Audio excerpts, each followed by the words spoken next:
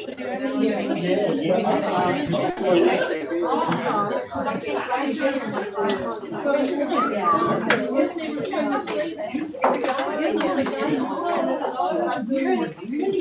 call the meeting to order. If people could join me in the karakia.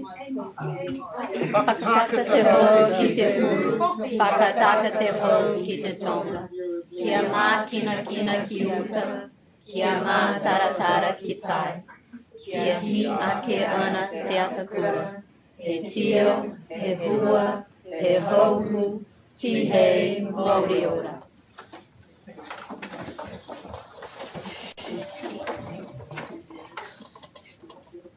See, there are no apologies. In terms of interests, I want to declare I have an interest in two of the applicants for Waitematā Accommodation Support Fund grant allocations. I think there are a couple of other members. Yes, Adriana. I'm a member of Hackland. And I'm a member of the New Zealand Society of Authors. And I chair one of the committees of the Peace Foundation and the YMCA, from the YMCA Fitness Centre, which is shared with our other club.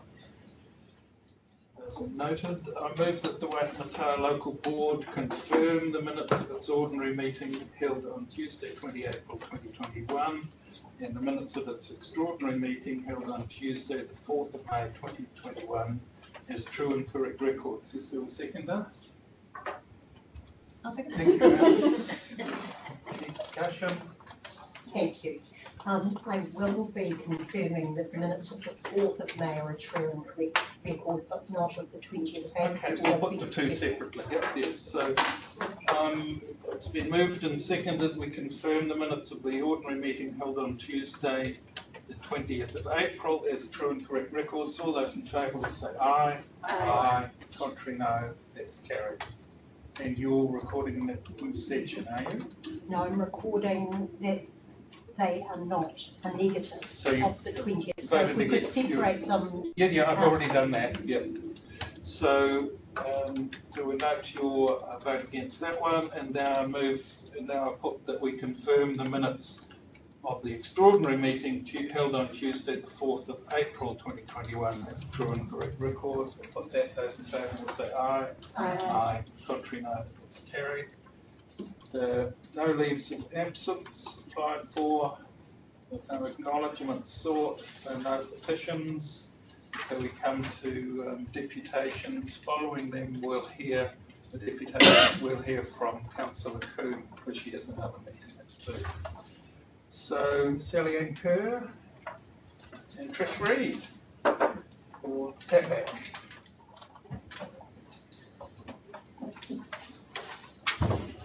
Hello everyone. Thank you very much for hearing us today.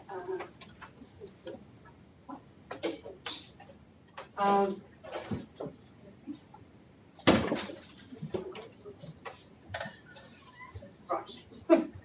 2020, you'll be sick of hearing about 2020, but 2020 was a tough year for everybody, and we are very much still caught up in dealing with it. Our revenue was cut in half, and it is still affected by this year's lockdowns and people's ongoing concerns. For example, lottery funding, we got no funding in March. Lottery is one of our major funders. Lottery Auckland is one of our major funders. We got no funding in March. We also got no funding last year. So a lot of our other funders, like Pub Charity, has moved, and the Trillion Trust again had no funding from them last year, no funding from them this year. So it has really affected us. Our theatre and education revenue was also hit because of downs, and enrolments are down. We're fighting to prop this up. But I have to say, despite it being a tough time, we are pulling through it, and that's very much thanks to a strong team, which I have to say is thanks to this partnership that we have. We fought hard to become, and we want to remain, the jewel in Waitematā Local Board's crown. When I first presented to this board in March 2017, oops, sorry about that. Thanks. Look, when I first presented to you, this is the, this is sorry, just gently, here we are. 2017, I presented this picture, and this is the cycle that we were caught up in.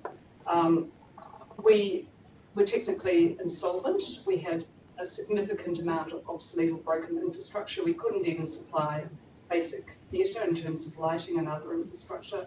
We lacked a capable team, and we needed more programming and clients. Over the last 4 years, we're very much focused on our solvency. We had a debt of almost 100,000. When I first started that Christmas, we had to wait for a grant to come through in order to pay the holiday pay, and we had to cut $70,000 off the budget just to make a balance in the first year. So the first year we focused on solvency, and we achieved solvency.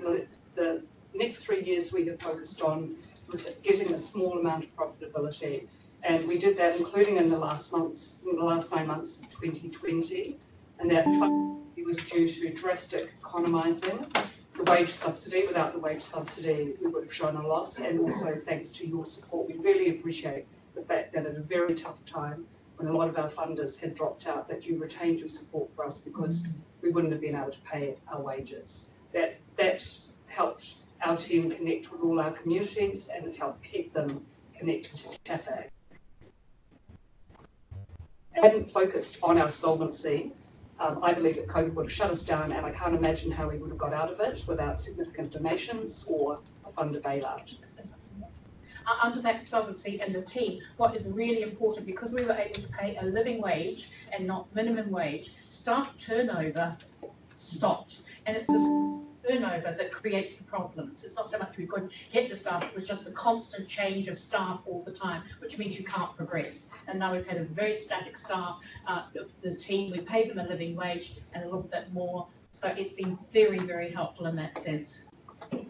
So what we focused on too is building our business and finding alternative revenue streams. We've increased the number of education.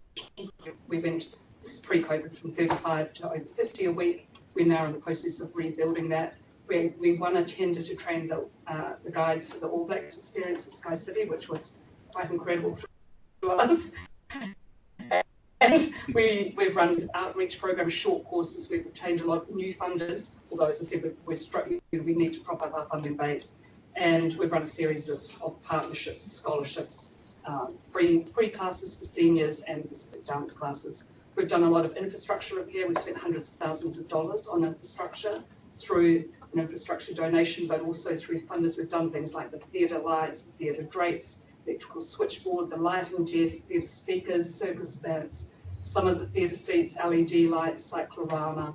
There's been a huge amount of infrastructure that we've worked on repairing or rebuilding, replacing, and none of this, again, I stress, we wouldn't have been able to accomplish this without a good team. And increasing the wages across the organisation was not only necessary, I think it's really a key achievement that we can all be very proud of. As Tricia has said, we pay the living wage and we have minimal staff to churn. That's entirely thanks to you. This is a team, I have to, I think I said this the last time I came, but they were willing to do whatever was required to keep the organisation afloat. So last year we all worked shift work, which included evening shift work until 10:30, sometimes 11, in order to reduce our overhead. So we'd have one person in the office during the day, another in the office at night. So I'm particularly proud of the team for adapting to that, for innovating to meet the changing environment, and also keeping in touch with all of our community users. Despite being a tough year, this presentation outlines some of what we have achieved. We continue to focus on our key business strands of education, community and performance. You know, what people have said to us, what we've been able to do, particularly over the last year, it really helped people with their mental health. It made them feel that they were connected, and you know, it empowers and changes their lives, and that's, I think, what the power of the performing arts. TAFAG would be one of the most diverse facilities in the city in terms of the various groups that come through our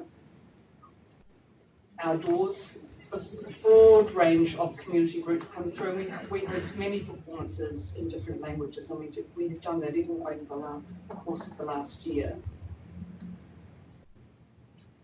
Many of you attended Night of the Queer, which we've continued to build with this group over the last 4 years particularly, and in this first year they had a completely sold out season. As you'll see, I won't go through this in a lot of detail, and Priscilla has this for you, but this just gives you an indication of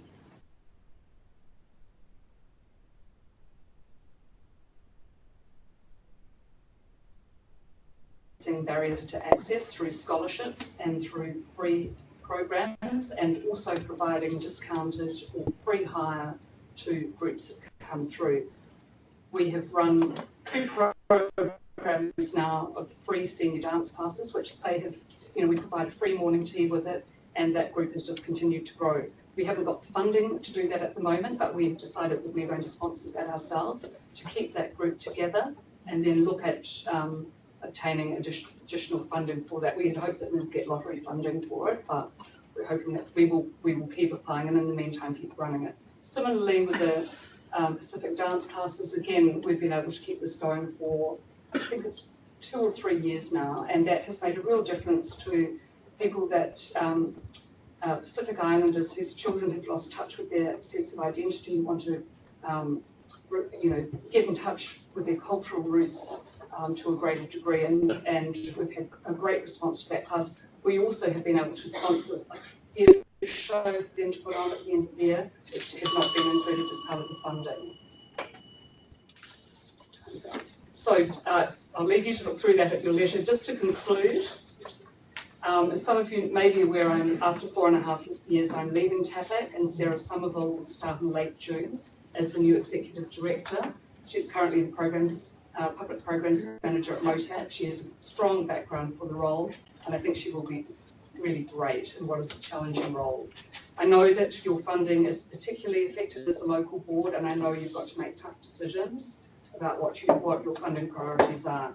I cannot overstate how critical this partnership is to TAPAC. Without it, we can't retain our current team, and we can't pay the living wage as a minimum rate. It's really as simple as that. In a normal year, your grant represents 12% of our annual operating costs, and I know we deliver taxpayers significant value for that amount. To conclude, I really am pleading with you to retain our funding at its current level as an arts partner. We need to pay our wages. They certainly are not excessive by any stretch of the imagination, and we can't go backwards, and we absolutely refuse to lose our place as the jewel in the Waitematā crown. Thank you. Thank you, Celia. Questions? Graham and then Corinne. Celia, thank you so much for your hard work. I wish you all the best on your next stage. I find it interesting you're starting to diversify the revenue streams. Congratulations on that sort of training. But I guess the more you allocate resources to those external and premium profit making services, it's less space available for the community. However, in this financial situation, it's a necessary trade-off. How do you see that developing over the next couple of years? In terms of that, if the All Blacks, we went to them to do the training, so we essentially we put the pitch forward, and we set the person out to conduct the training, and it was a one-off. I still very much say our mission is to be an affordable, accessible venue for Aucklanders, so that is very much a priority. If we look to do anything from a corporate point of view, we typically look to be doing it off-site. Thank you. Corinne? Kia ora. I just also want to acknowledge the amazing mahi that you have done, and in my short time on the board, it's been an honour to witness the mahi that's been taking place at TAPAC. I also just wanted to say that as a board, I know that we support retaining the funding, and we prioritise the arts for Waitematā. And so my question now is just, is there anything else that you think we could be doing as a board to assist with any other further partnerships? Within for other organisations? Well, I mean, I think this year has been particularly tough, and I think TAPAC has been fortunate in that it has a diverse, we have diversified our revenue stream. We have education, we have the theatre, we have hire, and I think that we're in we've been quite fortunate in that way because we've really focused on that. I think other arts organisations that aren't able to diversify in the same way that we have been able to do really need support. And there are many organisations, I mean, Q has had a tough time, the basement has had a tough time.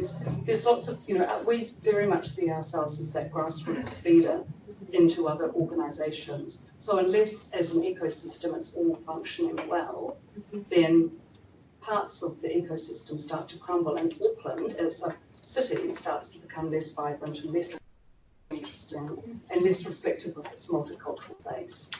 And speaking from the chair's point of view and from the board's point of view, and what we notice with funding and our wonderful funders anyway, like our Foundation North and like Lion Foundation and of course lotteries, that has been cut because of COVID, because the money that, especially lotteries, the money they used to get in, it has dropped.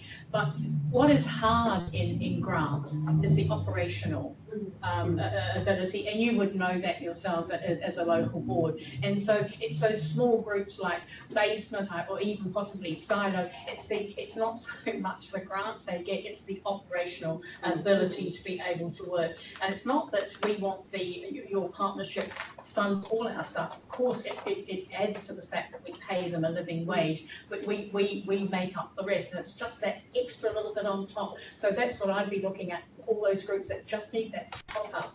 I mean, with Basement, the fact they don't have to pay an accommodation or apply for an accommodation grant every year is great, because it's your facility. That sort of thing is great, and those are the sorts of things that can make it easier for a small group.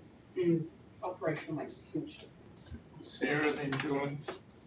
Sally, and thank you so much for the great work that you've done at TAPAC. You're a very rare community leader, and what I've observed is that you've got a very strong handle on a broad range of leadership skills, whether it's strategy, finance, people, including a complex mix of stakeholders. So thank you for the great work that you've done.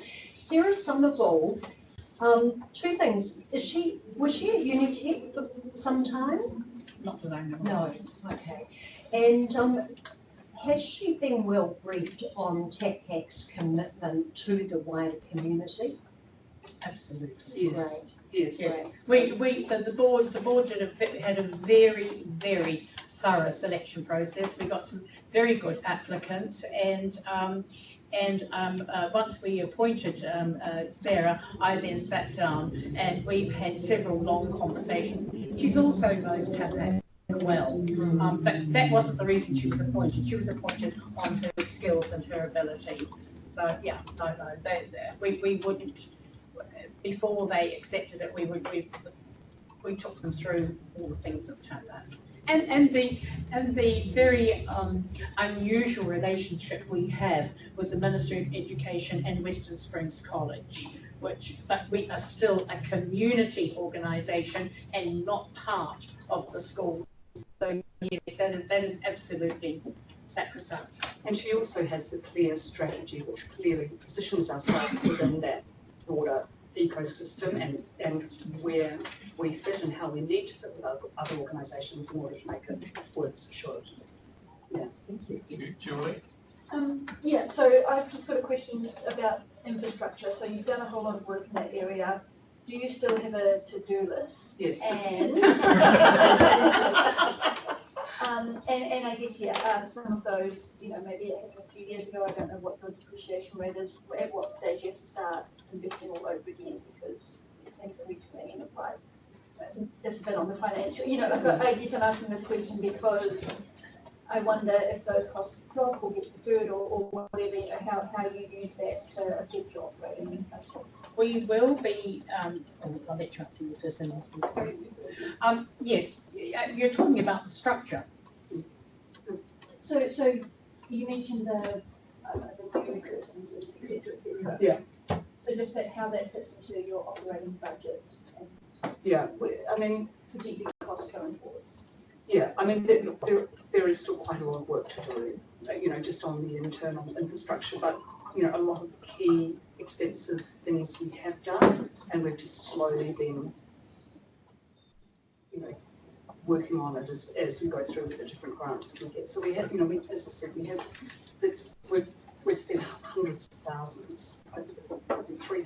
thousand, I would say, has been put into infrastructure alone, and then we just keep going through. We're getting, and when you're talking about all the chattels and goods that we have in the building, yes, I mean, Sally Ann's we've got a very clear idea, and under Sally Ann's leadership, we're able to see what needs replacing.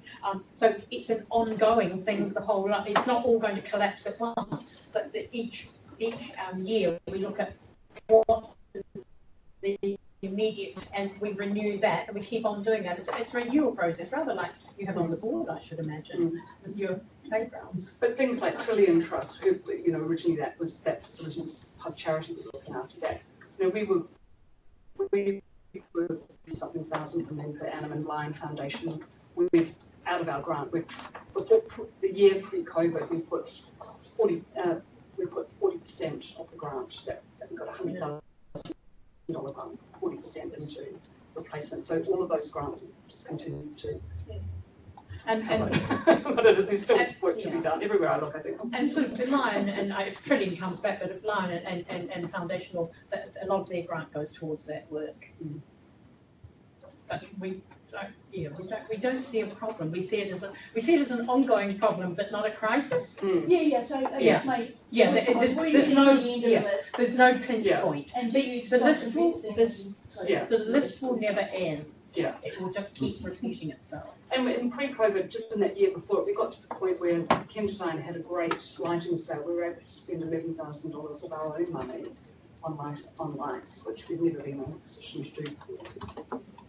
Thank you. I'll move that the Waitematā Local Board receive the presentation and thank Treasury Sally Ann Kerr, Executive Director of TAPAC, for their attendance, and Sally Ann for a great TAPAC. We're very sorry to be losing Sally Ann. I mean, we welcome the new person with open arms, but we are dreadfully sorry that we are losing Sally Ann. She has been a very special person to TAPAC, and you've done a wonderful job. I think Sarah was first and second, so I'll put it. Those in favour will say aye. Aye. Contrary, no. That's carried. Thank you very much. We'll now hear from Soala Wilson. Thank you, Sarah.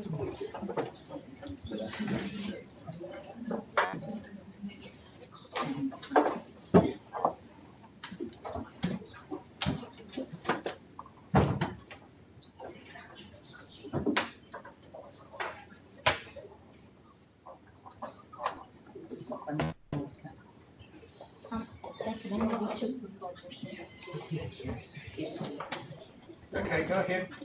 Is it on? Can you hear? Sure, it's read when it's on. Should be on now. Can you hear me? Yeah. Have a maximum of 2 speakers at the presentation, so you can either do it all or you can share it with I think. Welcome to all. Thank you. Lisa Praga will be with me in front. Thank you for the opportunity.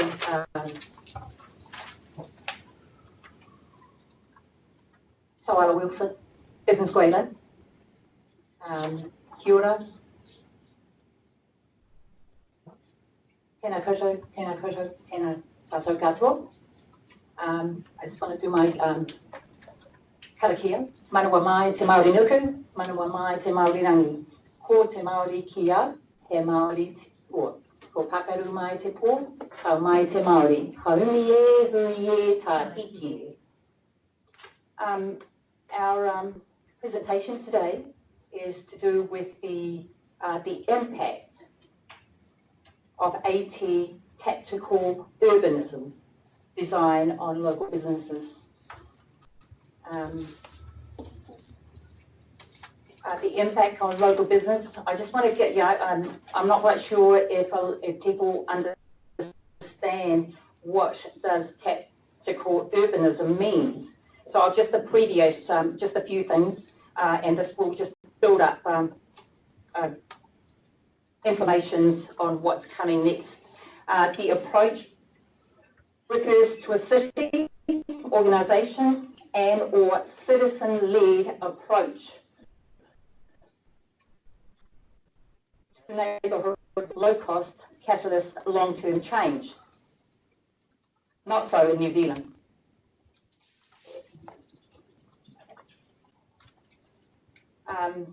It's a council-driven directive. Tactical urbanism is about action, temporary change to the built environment, usually in cities intended to improve local neighbourhoods in city, not so in New Zealand. What is an example of tactical urbanism? Temporary bicycle lanes, traffic calming for a day or a month, temporary parking, but it is not. How do you do tactical urbanism? Temporary transforming retail streets using cheap or donated materials, defencing, depaving, guerrilla gardening and removing parking. But it is being used as a weapon to destroy small and medium-sized business in New Zealand and especially in Auckland. The thing that is wrong with tactical urbanism is the call from local businesses of Greyland, Westland, Garnet Road, Westmere, Mount Albert, Ponsonby, Save Queen Street are all saying, we hate this. Don't do it. No, stop. It is pretend to consult with small and medium business, but it does not. And that's why we are here. We have had enough. This all sounds lovely and inviting words. The streetscapes must be welcoming, vibrant, green and engaging, reflecting the heritage area. Safety is paramount. You know, Richmond Road, it's a pimple. Parking is key. Customer access and delivery of goods is paramount for success. It is not. The streetscape must be welcoming, vibrant, green and engaging. The design must be integrated well with the shopping retail precinct of Greyland and Westland Village. It is not. And now here is what one of the other business associations were saying, but please, Auckland Council and wholly owned subsidiary, Auckland Transport, get this right. Do it once, do it well, by considering and integrating place and movement. Do not rush this through. Where you are. Now, some of these pictures, I didn't do the online, because last time I did that, it wasn't shown. So, you know, it takes a lot of our time as business people when we give information and it's not being shown, which I thought was very poor. So I don't have much time to do it. I've got renovations to do, so I'm here to do this on behalf of our shopping centres. You know, we say Greyland. Now, you guys are coming at us again. Graham, this is your thing, Auckland Transport. Now, 2017, you guys came and basically destroyed us. Westland, Richmond Road, Garnet Road, Westmere, and we fought you. We lost, Gail, how many businesses we lose in Westland? Oh, 7 or 10? it's probably closer to the 10. I did a list the other day. Thank you. Now, we're here to say enough is enough. We're not going to tolerate it anymore. COVID has hit small and medium business. And this is just not fair on all of us that are trying to survive. You know, even local residents are stepping up and they're saying enough is enough for destroying our local businesses.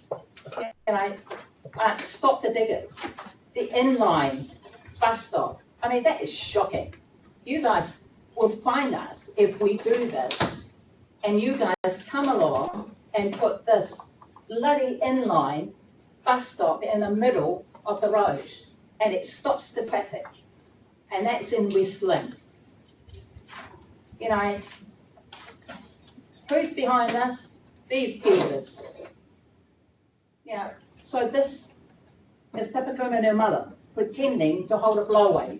Now that's deceptive, and that is just not on. Even the business who are cyclists who support the cycle, we all support cycle lane, but we want safe cycle lanes for everybody, but not to destroy local businesses. And we've had enough. And you guys are coming at us from Great North Road down to Grayland Shops, and that's where I am. And you're coming at us again, and you're coming at Ponsonby, and we have had enough, and we will fight you. We made this promise in 2017 that we will, and we will again. Yeah, I mean, this is just shocking. This is absolutely safety. We had to fight you guys for this. And Can I take over where yeah, that is? okay, go Lisa. This is the pimple that was created by Auckland Transport at the top of Richmond Road outside the pizzeria now. I was arrested because I manually dismounted it after Auckland Transport had agreed to remove it, refused to remove it. My mother nearly hit it 3 times. She's 84 years old. And it was the only thing we could do to finally get. Now, for my trouble, I have been ridiculed in the media and had to then go to the Broadcasting Authority and get an action taken against Radio New Zealand. They were wrong, I was right, and I've not made a big thing of it because there's no point. But what I would like to say to support Suala is that this attack upon our city by stealth, using tactical urbanism, claiming it is better for all of us, without really engaging with the business community and hearing back from them. I mean, Westland was the model case of how destructive and dangerous this behaviour was, how it pushed people to the very brink. And now you're coming down Great North Road again. I'd like you to play Priscilla Lucia's comment. She's a local shopkeeper. None of them had the time to be here. And you can see how hard it is to communicate ideas. We'll do that and then we'll go to you, Grant. We've run out of time, but you're welcome to make some comments. We'll hand it after we play this. Could you play that, please? It's only a minute. Yeah, it's only 1 minute, is it? It's 56 seconds. 56 seconds, okay, and then we'll Make come sure to it's loud. questions. Make sure the audio's up. And if it doesn't go, I want to know why not.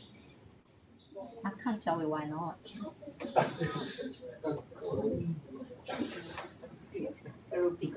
Well, this is exactly our point. We feel unheard.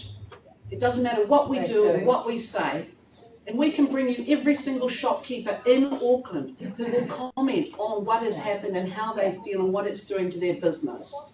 Do you want to paraphrase what she says? Adriana? Oh, sorry, can we just, I think it's No, only... we can only have 2 speakers in the deputation. Adriana? Thank you. So it's news to me, Suala, that there is a tactical urbanism project that's proposed for Great North Road. Can you show me where what news is that? That's new information to me. What temporary, no, I'm not done with the question. What temporary project is being put in place? For how long? Who's part of that steering committee? I'd like you to help me fact check that stuff because it just does not make any sense. Well, have you got, okay. I think, I'm not quite sure what you're referring to because I'm new here, I'm here to find out who you are, because I'm presumably paying your wages at some point. So, just anecdotally, I also saw Lucy the other day and said to her, but I thought this was all sorted in her range of the street. She said, no, there's now plans for 20 car parks to be removed along that strip to put in a cycle lane. So I want to know, well, she probably wants to know, what is the truth? Cool. Well, just very briefly, let me comment. A tactical urbanism No, project. you're not to comment, you're to ask questions. Any other questions, Graham? So thank you for presenting us. I do appreciate your views. I don't know when the Grayland shops will have any work done, whether it's 2 or 20 years. I don't know. But I don't. I'm not Auckland Transport. I was having a coffee there this morning and I was wondering what the street escape are. Right, and I appreciate what you're saying. Don't do it temporary, do it properly. No, you have to consult us. Sure. And just we've got a plan. Yeah, you started saying don't do tactical urbanism. No. That's great. Can you just tell us what exact streetscape you think would be upgrade would be ideal in the Grayland shops? Well, I'm only here to speak on behalf. What we've always said, you consult. our community, you consult our businesses. But when you guys turn up and say these fake survey, tick the boxes, that's not consultations. And we've just had enough. It's been 2017. And we keep saying, come on, guys, we do really good consultation. We go and get everybody from the church, to the schools, to the businesses, to residents. Yeah, they even bring their dogs. That's how you do a consultation. That's what democracy is. You get everybody's voice, and then you put together a plan. We've even done surveys. How many people comes in cars? How many walks? How many cycles? We've done it. I've just walked out without the plan. I mean, I went to one of those consultations, the first round of this, right up Washer event. Yes. And whoever, I don't know if it was you, but whoever came from this side of the fence didn't have a clue about the area. They've made a plan without actually, in my view, even being in the area, came back with false information and couldn't answer the concerns of the businesses who were going to be absolutely affected. I mean, I go back for, apart from being my friend, I'm a businessman and I use that butcher every day because I believe in supporting small business and local business. It works because I am able to usually just stop and get a car, go in and out. I'm one person. I've watched what happens there. If those clients go, that business, which is one of the most successful butcheries in Auckland, will be severely impacted. If it's going to affect someone that successful, imagine what it's going to do to all the other establishing or struggling places along there. It's just completely unrealistic. Okay, Sarah? I see that Councillor Coombe, was in the room, and she was at a meeting 2 weeks ago where we had about between 200 residents and business owners very unhappy down here at Viaduct, the technical urbanism that's going on down there. Through the Innovative Streets project. So I'm sure that Councillor Coombe will be able to talk to this issue. It'd be good to hear from a regional perspective the why. But I'm really interested to know, in a workshop potentially, what Auckland Transport is doing around consulting all the impacted businesses. And my question to you, Suella, and Grant, was it? Grant, yes, Grant. Yeah, is if there were 3 questions you wanted us to be asking the businesses, what would they be? It'd be really helpful if you could email those to us so we can ensure that they're put in the mix with Auckland Transport, because I absolutely agree with you that, like, when those orange cones popped up on Ponsonby Road over COVID, Questions, Sarah? wanting to give you some context. But, just to clarify, could you just clarify, just say what you want us to email you? 3 questions. 3 questions that you would like Auckland Transport to include when they're consulting with businesses. Can I just respond to that? I think the fact that you all understand what the word tactical urbanism means really puts Adriana's question to one side. This is what the issue is. We get plans, there's a fake consultation, normally online. The latest one was so complex that Gail asked me to do it 5 times before I went, I don't have the time, energy to deal with this in this particular format. I am busy running my business. I am busy supporting other businesses in the area. And so what's happening is we have a situation of fake and false consultation. Now, Auckland Transport has personally written me a 3-page letter because I dared to go to a meeting and go, listen, if you plan to destroy Ponsonby Road, as you have with K Road, by reducing 2 lanes to 1, putting in cycleways and plantings into this critical artery, we will fight you. Well, that got the CEO screaming at me at a point where my lawyer and I are just looking at this letter going, oh my God, what do we do? Go to the High Court, the Low Court, the Court of Public Opinion? Because they don't want to hear what we are saying, which is stop. You cannot continue to destroy our city like you did in Westland, and that's the perfect example. You've done it to Queen Street, for God's sake, and all the King's horses and all the King's men can barely put it back together again, and you've done it to K Road. Now, we were there. We were there on day 1, and the K Road Business Association head of, who is funded by you, this board, what can we do? That's what they want to do, what can we do? And so let's be clear here, you are the first port of call. And then there's the governing body, and there's the Auckland Transport, and then there's the Court of Public Opinion, and then there's the court's court. The question is, why can't you hear us? Just stop, like with the forest. What is it that you can't just stop? Are we so threatening to you that you've got to stamp your little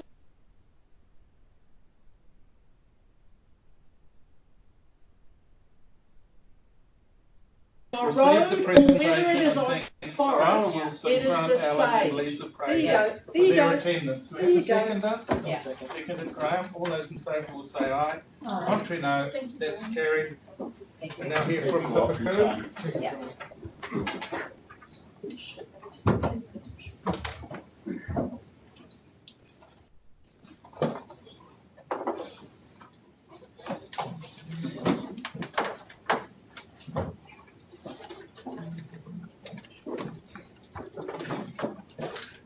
Tēnā koe, Mr. Chair, ngā mihi nui kia koutou. Lovely to be here, and it was good to see many of the board members this morning at the blessing for the Western Springs Resource Recovery Centre, which has been a very long time coming, that project. 10 years in the making, and I know that many people here have been part of that project right from the beginning, including Chair Northey when you were a councillor, and put forward a worked on the first waste management and minimisation plan, and was in the first local board plan to have that resource recovery centre. So it was great to see so many of the local community down there this morning, and we were also able to acknowledge Caroline Robinson, who passed away about just over a week ago, who was very instrumental in that project, and also worked on the design of Skypath. So it's very sad that she passed away recently. I do have my report on the agenda, so I do take that as read, but I've got a few additional updates. In terms of Queen Street, this is really relevant to the tactical urbanism discussion and Member Trotman's question about what's happening regionally. There is going to be a media release coming out later today about the results of the survey that took place, just to, I guess, do a sense check on were the principles that came out of the co-design process, that stakeholder representatives, there was large participation in that process of co-design. I know members of the local board part of that. I think Member Bonham, you're the local board rep, came up with co-design principles that resulted in a design for the trial on Lower Queen Street. And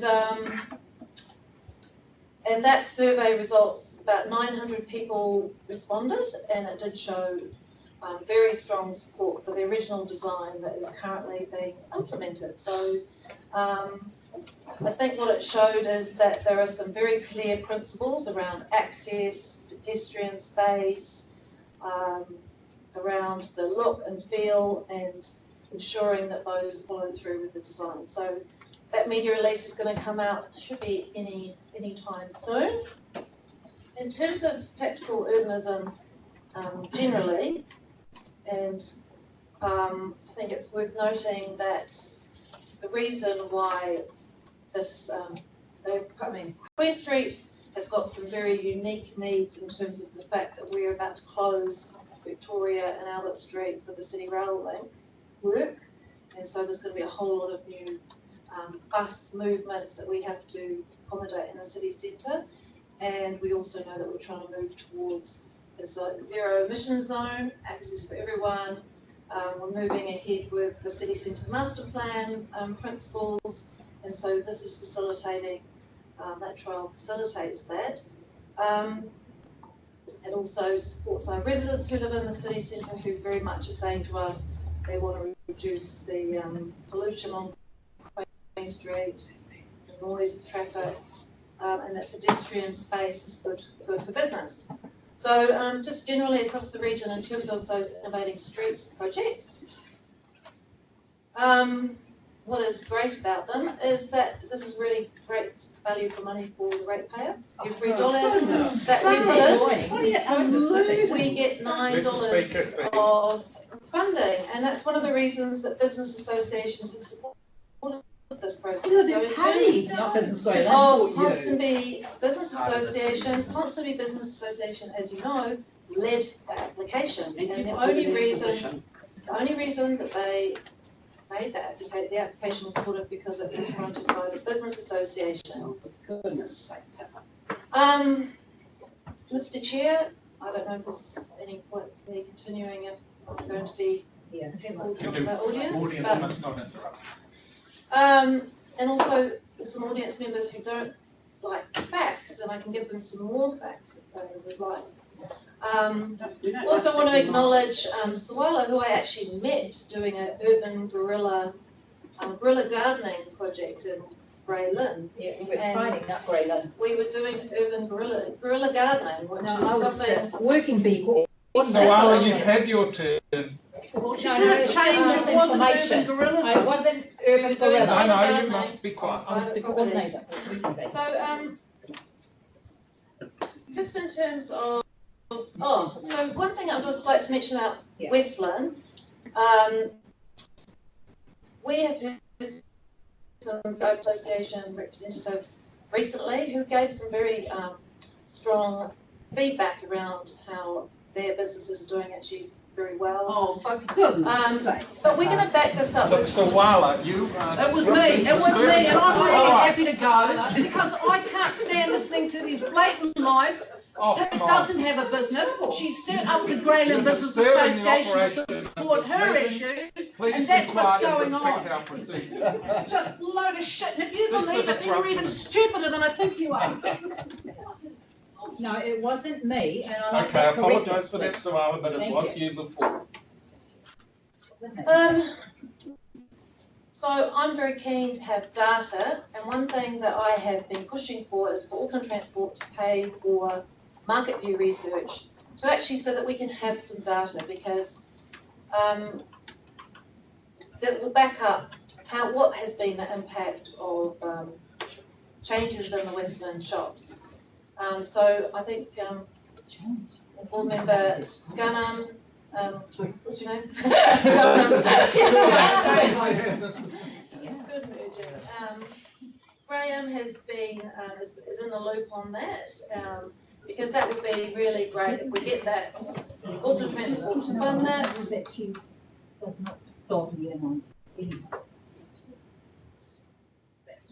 I was the coordinator for the working bee, not guerrilla gardening.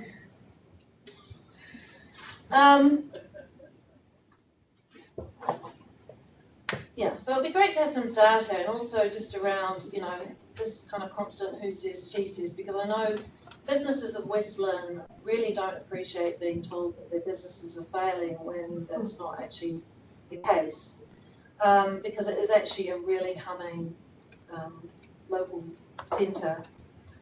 Harvest would disagree with you. So, third area I just wanted to touch on was the release yesterday by the Chief Executive of the Auckland Council Wellbeing's Report, her order, and I think you've all received a copy of that. And councillors had a briefing on that on Monday with the Mayor and the Deputy Chief Executive as well. And I'm still working through that report, but in terms of the recommendations, the response from councillors was very much that this is a time for us to reflect about our own actions, and that we should collectively do everything we can to support the wellbeing of staff. And I think that was a real feeling of consensus around the councillor. This was in a briefing environment, particularly around managing employees' exposure to antisocial and aggressive conduct, whether from the public or within council. And we're all very much aware of the impact of that kind of conduct, and just how it can have a really negative impact on the wellbeing of staff. And I think it was really fantastic to hear from councillors that we all just feel we need to reflect and we need to act on the recommendations and whatever we can be doing in terms of our role and our conduct. And I've already seen that around the council table, that a lot of the bullying that used to be, you used to see around the governing body table is not now tolerated, and just the way that we interact with staff is, I think everyone's trying to up their game, but a lot more that needs to happen. And just to note, this is a report that was that was kicked off because we had 2 people lost their life in their workplace as a result of their workplace last year. So this report is about the well-being of staff. So I recommend having a look at that report and how you would choose to discuss that in your own report. But I think that's probably enough for me. I do apologise that I can't stay for your meetings on a Tuesday. I usually do have a clash, and this afternoon it is the CCO Oversight Committee, where we're hearing the quarterly reports of all the CCOs. And looking at how we're drafting the SOI, the SOIs with CCOs and the targets that need to be in there. So it is it's a significant meeting that I need to be at, so apologies that I can't stay for the meeting. But it's a shame that Sally Ann left, because I did want to acknowledge her work. It was great working with her, and it's fantastic to see that support continues for TAPAC. Namihi, thank you. And if I can't stay to answer anything, I will take a note of any questions. You say you can or you can't? I can probably just stay for a few more minutes, but I really do need to go. Thank you. Well, it was really good context that you're talking about mental health when a member of the public slit her throat in front of me while doing eye contact and then pointed at me. You know, so I'm a little bit distraught. Now, Councillor Coombe, just because I'm so stupid and I don't understand what Innovating Streets for People is, as a tactical urbanism project, and the streetscape upgrade of Great North Road, could you please explain the difference of those 2 projects to me? Because it seems like I can't understand what was told just before. No, well, it was there was so much misinformation in what was presented before that it would be difficult for me to go through it in this meeting, but to confirm that there is no tactical urbanism project planned for the Greyland shops. There's no project in the Greyland shops.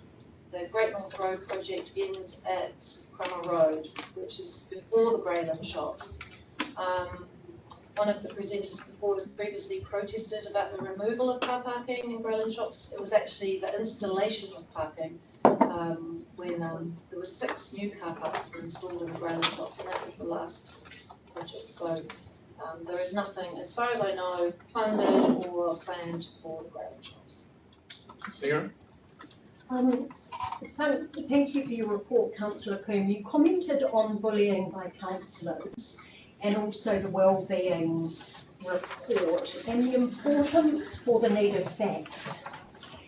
And just for the record, in my opinion, your recent Facebook post on Erebus Memorial, was the exact type of bullying that the CEO was talking about in his wellbeing report.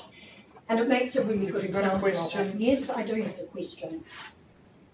It's not okay for a councillor to put on Facebook, get on Facebook and covertly bully constituents and provide misinformation. So, my question is this. Your post talks about a small vocal group in opposition of Erebus Memorial going into Duffmire Robinson Park. Are you aware that there's a petition going to Parliament on Thursday and it has 12,000 signatures? Sorry? Yes, I'm aware there's a petition. Okay, yes. It doesn't sound like a small vocal group to me. You said on your Facebook post that a respectful process was carried out, and for the record I completely disagree with you. That our own chair did his whip around and then communicated that in some way to the Ministry of Culture and Heritage. is a really good example. I'm sorry, we're not getting questions. Can I will move that the Waitematā Local Board I'm receive sorry, the you're written shutting report me and down and that verbal is not update. acceptable. This is a place for questions. Here is my question. Context is everything. No, it's not. Ask the question. The question is, can I ask that you do not post aggressive messages under the guise of informing your friends on Facebook about matters that have come to this local board? It's a yes or no question. It's not an aggressive, I was very respectful in my post, and as I said in my post, it was for my Facebook friends, because I You wanted are to a give support. councillor talking about a matter that has come to And I have a our different, board. and I thank you, Member Trotman, but I have a Is it a different yes or view. no answer? I have posted very respectfully, and I have not attacked anybody. I will table the Facebook post for my report later on. Thank Oh, you. you're doing a report. I look forward to reading your first report. I think that's the bullying, councillor. I will move that the Waitematā Local Board receive. receive the written report and verbal update from the Waitematā and Gulf Ward Council at the curb. We have a seconder. Seconded Graham. All those in There favour might be say more aye. questions. Contrary no, that's carried. Are there any requests for public forum? Thank you, Councillor Kerr. Gail?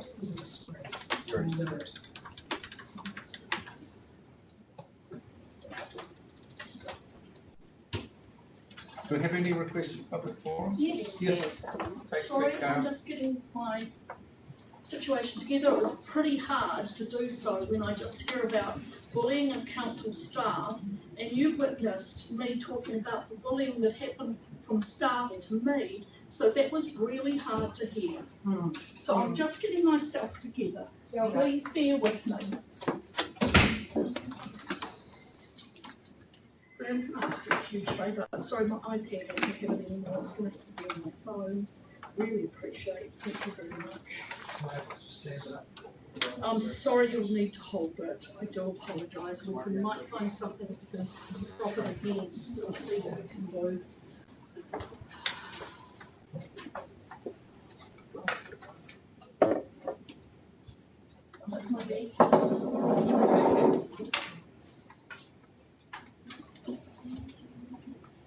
Oh, thanks, Grace. Yeah. Okay. Thank you.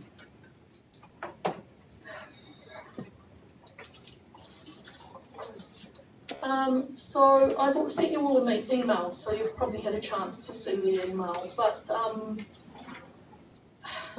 Western Springs Forest, there are 7 trees left. They're the biggest ones closest to the homes. We had a CLG meeting last night, and Jim Stabbeck said none of the council staff could attend. That's actually violating the resource consent. So I may have to take it back to court again. But what's actually happened in the meantime is that as a community representative on the CLG, I have people from the community who contact me. I've had separate people tell me about each of these newsletters that have been mailbox dropped. And the content of these, this is the first one. If you flick Priscilla, oh, I've got the ability to do that, thank you. Yep, that's the second page of the first one. Then there's the second newsletter. I've emailed them to you, and that's the second page of the next one. So I went through and I did some corrections of misinformation. Now my corrections are from the information from Council's own website. So you're all aware of the risk management plan that was done by the tree consultancy company that totally and utterly proved that Gerald Collett's "all the trees are dead and dying" to be untrue, and it showed which ones were at risk. So to still have dead and dying go out in a flyer to, which is the part I've circled there, it's a bit hard to see, as I said, I have sent it through to you, but to still be saying that they're dead and dying when only 12 of the 200 trees need to be removed, and about 40 of them needed to have dead wooding, to have branches taken down. The fact that you've decided to remove the whole forest is your decision, and 4 of you voted for that and 3 voted against. Why is misinformation being sent out, first of all on the council website, and second of all into letterbox drops? And why haven't the signs there clearly showed, if you look at the forest pictures at the bottom there, and you can see the forest, and then you can see underneath it the native forest, since the treescape plan, which is being used, according to the resource consent, was going to annihilate, my word, 74% of the native forest. Why is there a photograph still on the wall and going out that shows just the native forest underneath without that annihilation? I've just put a few red lines through it to show you what really you're going to be left with.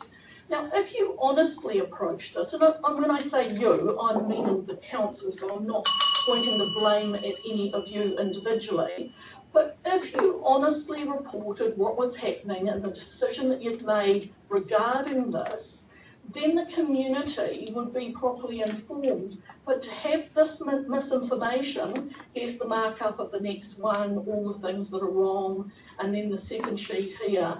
I'm just going to quickly go back. I sent more information in the email, but if you look at those photographs at the top, the one on the left-hand side is showing one of the 12 dead trees. So sure, we agree there's 12 dead trees. Do we really need to keep going and telling the public?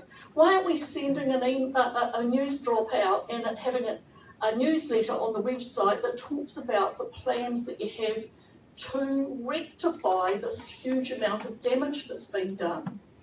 In that email, I've also included an aerial view, and it clearly shows Westview Road, and it shows the mud track through the centre. Westview Road is yeah, I'm just finishing it. Yep. Yes, look, I did ask for a proper time to be able to do a deputation, but I didn't have my information already in time. I'm incredibly busy and incredibly stressed over this. So Westview Road is 8.4 metres wide. The aerial view shows that mud track through the centre of the forest that's killed all of the native bush to be much wider than that. The CLG have asked if we can go in and see it. We wanted to go in and see it before all of that happened, so we could see that the areas that are meant to be protected were properly protected. The vibration report says that there are meant to be at least 3 vibration machines, and only 1 maybe is being supplied. And then on Friday, you need to hear this because this affects you guys immensely. On Friday, one of the contractors knocked on a sleep out. There was a person asleep in the sleep out, waved at them, went back to the site and felled a tree within the falling zone of that sleep out. Deborah Manning has written an email regarding that. That's a health and safety violation. At the end of the day, you're the landowners. You need to say, stop this bad behaviour. What the residents are asking for now, there's only 7 trees left.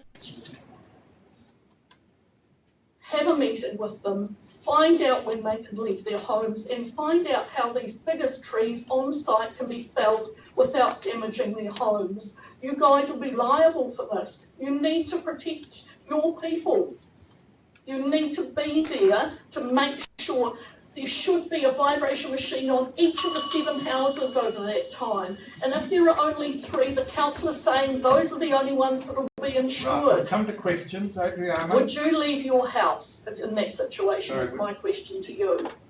And how do you feel about this misinformation? Thank you, Adriana. I would leave the house. And Gail, I'm so sorry to hear about all this amount of misinformation. It's quite upsetting to see that it's been photoshopped. You know, I wasn't expecting that to be delivered. Sorry.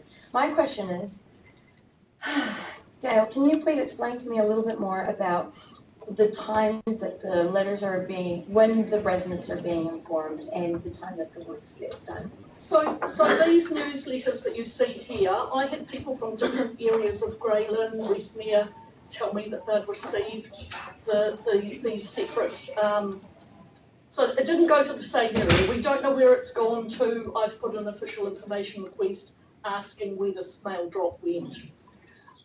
Neither of these newsletters went to Westview Road. The people of Westview Road, who are the most affected people, not only did they not get these misinformation, but they got a notification at 3:30 on Friday asking them to be out of their homes on Monday for the killing of the trees next to their homes that would probably, because of their size, be bigger vibrations than fit within the parameters. The mitigation on the one tree that fell that set the vibration machines off, community facilities won't give the residents any information of how far away the machine was from the tree that fell. They've been told it took 3 days to hear that the compliance stopped work on site but allowed it to continue using mitigation. It took 3 days to find out the mitigation, and the mitigation was to put wood chips down on the ground so that the next one would fall on the wood chips. Whether or not that would work, who knows? But if I was one of those residents, I would actually be asking for a much lower impact method of the killing of those last trees by sectional felling. That can easily happen because 6 of the trees are live, 1 is dead and it'll be light. The big live ones, if they came down in pieces, would have less vibration, less chance of damaging those buildings. And in the resource consent, it talked about leaving a remnant of the forest.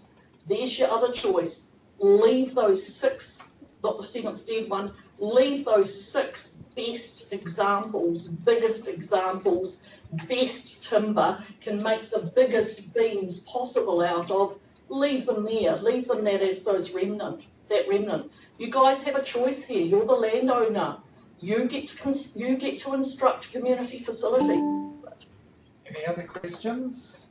If not, Yes, I do have a question actually. I'm an elected member and I don't have confidence in the quality of information that comes to us on this issue at times. So I can only imagine how difficult it must be for you. And I've sent the most recent example of that to the Chief Executive this morning. Now, I got myself arrested protesting over the lack of quality information, untimely information and incomplete information. I've had a QC right. Question? Yep, sure. I've had, in fact, do you know what? That's the second time you've interrupted me. No question. Thank you. Any other questions? If not, I'll move the. Hey, excuse me, I'd really like to know what Sarah would like to know. I know you say no question from that, but you know, I'm sure you've got it. Does anybody else have any other questions about this? So I'll move that the Waitematā Local Board thank Gail for her presentation and on the Western Springs misinformation. No, we can't say that. On the Western Springs mail drop. Okay, on the Western Springs mail drop. Sorry, why can't we say her perception of misinformation? Well, that's not what she said. Yes, I did. My email clearly says that it was on consultation of misinformation. Now, it's on the misinformation of the mail drop. Contrary will say no, that's carried. Thank you, Gail. But any other people in public forum want to talk about? Is there anything that you'd like to add to that, to anything that you might be doing to help those poor people in Westland? It's not our role today. Our role is to hear you, and we've. Well, maybe it could be that you asked someone something. But we may well do that. Can we have something? Could we have the next public forum speaker? I suspect you'll get nothing, Gail. He didn't get that information. That you see. So we're good. Yeah. Public forum items, they're about things that we may have role in decision making in future. I wonder if I could just clarify a process. Yes, sorry. If I must, Yep. Thank you. I'm confused. We've got deputations and we've got public forums. Now, people can only speak on those occasions. They can't ask questions of us, but they can only speak on those occasions about matters that come into the board. Yes. How do they know matters are coming to the board if they don't get the board papers until a week before the board meeting, you've got to give deputation notice 10 days before the board meeting. 7 days. How does it work? There's plenty of time for public forum in terms of deputations. There are But 3 general minutes issues isn't that come long before enough. the board, they can bring that. Sorry, I haven't heard the answer to the question because I had a few people. Sorry. So let's say I want to give a deputation. How do I know what matters are coming to the board? Well, you get, for instance, on the board schedule, and at the end of the list of issues that are coming to the board that we're aware of for some months ahead. It's item number 25. Right. It's the issues that are going to come before the board over the next few months. Thank you. And so they're welcome to put a deputation.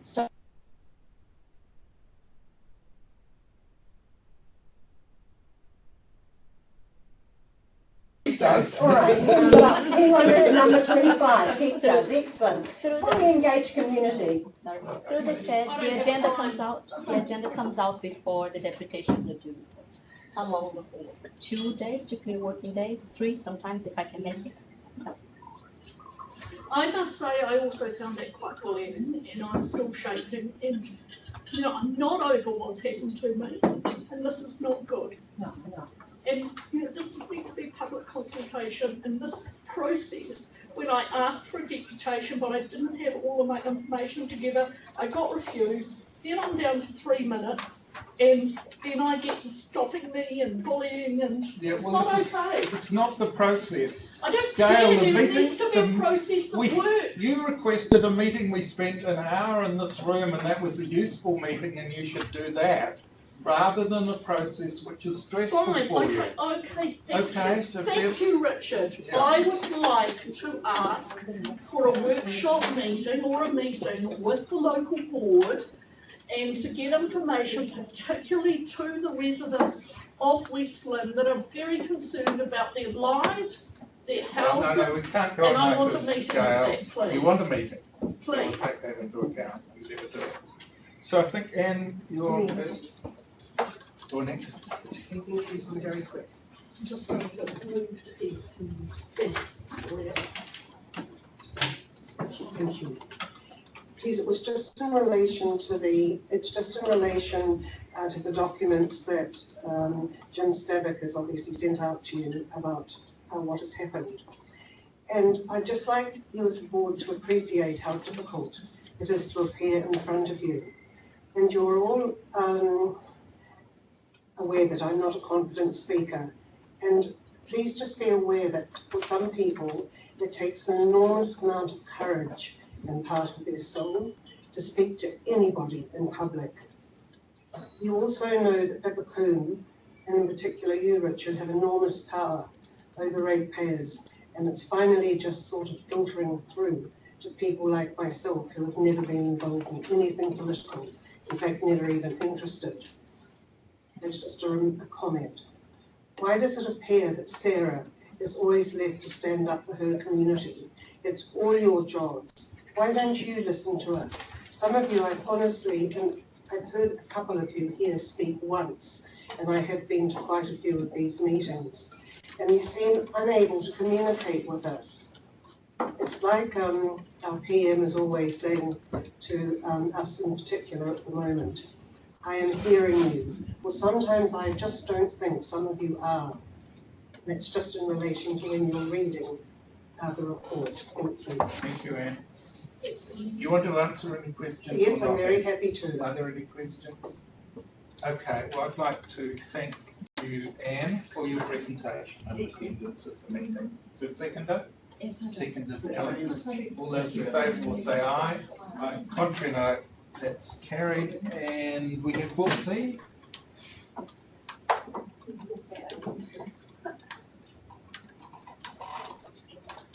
Tēnā koutou katoa, kauhupsi tōku ingoa, I tupu mai hoki Los Angeles, e nari tamaki makoto tōku tūrama waiwai nai. Hello, I'm Boopsie. I'm from LA, but I've lived in Auckland for 15 years and lived in the Waitematā for 15 years. So this is a dear ward for me. I haven't been here for a few meetings, but I thought I would update you on my work in schools. So I worked with the Travel-Wise students 2 years ago to help them make that petition for Mayola Road. And I definitely agree with Councillor Trotman about how we can improve this, because it's very uncomfortable when I teach students to come to present and I would not bring them to this environment as a health and safety and mental health issue. It's not conducive to make them believe when there's this kind of energy, and I wouldn't bring them into this space as a places for good person who's facilitating that relationship with democracy.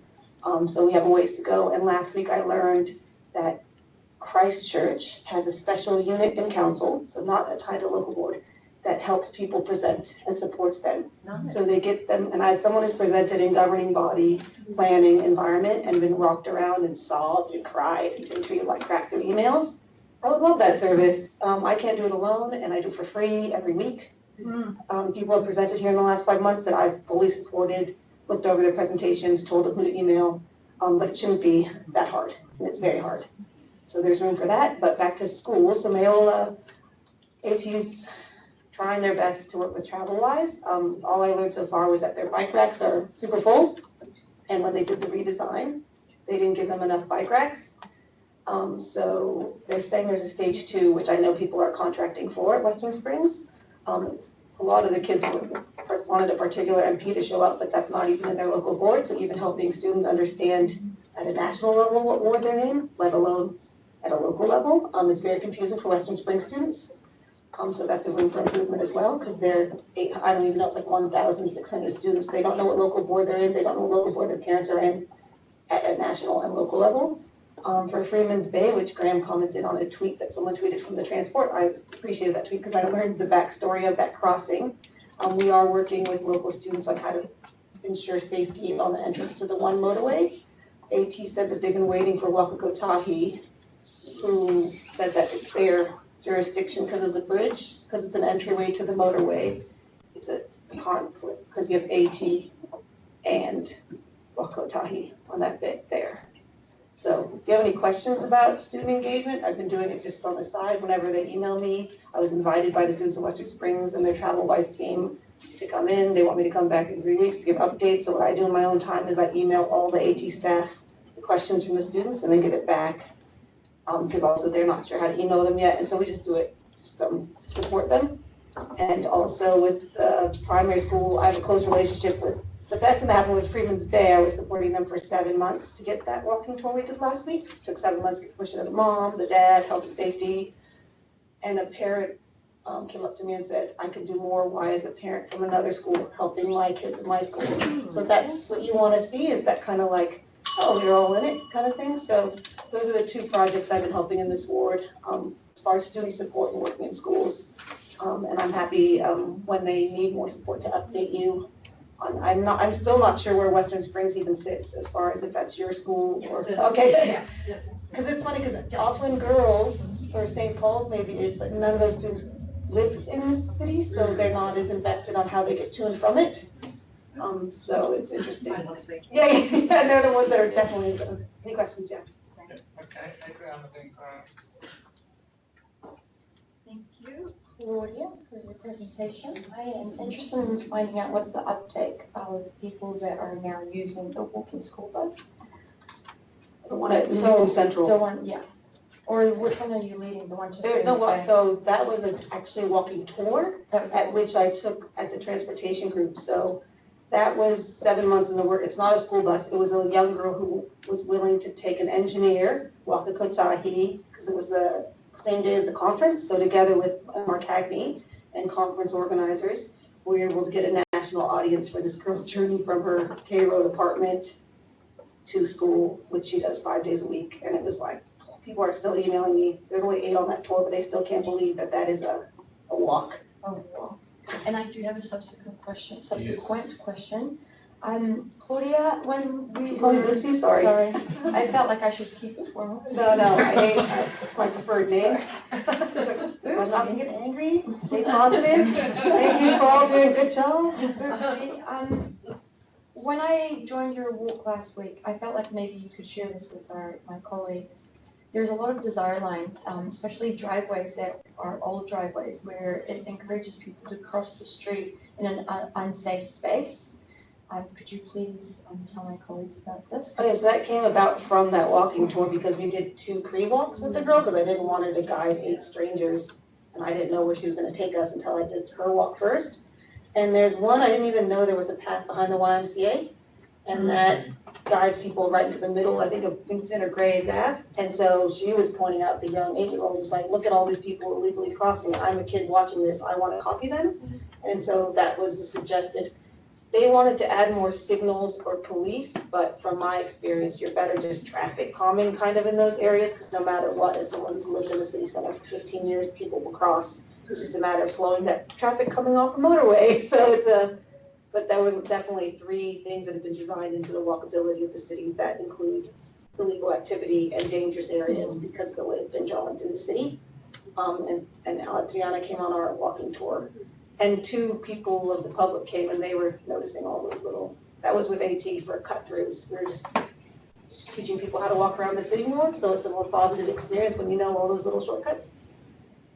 Yep, Graham, then Alex. Thanks, Boopsy. We've identified Newton Central and Freeman's Bay School as priority for when we get funding, school safety. What would you consider next on the list?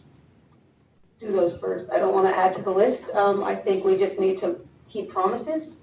And I am a tactical urbanist, and I do it because I do it while we're waiting. So my practice is doing things while we wait for the big infrastructure changes. So my list would be do something at Newton Central and do something at Freeman's Bay within the next 6 months that shows that we're listening.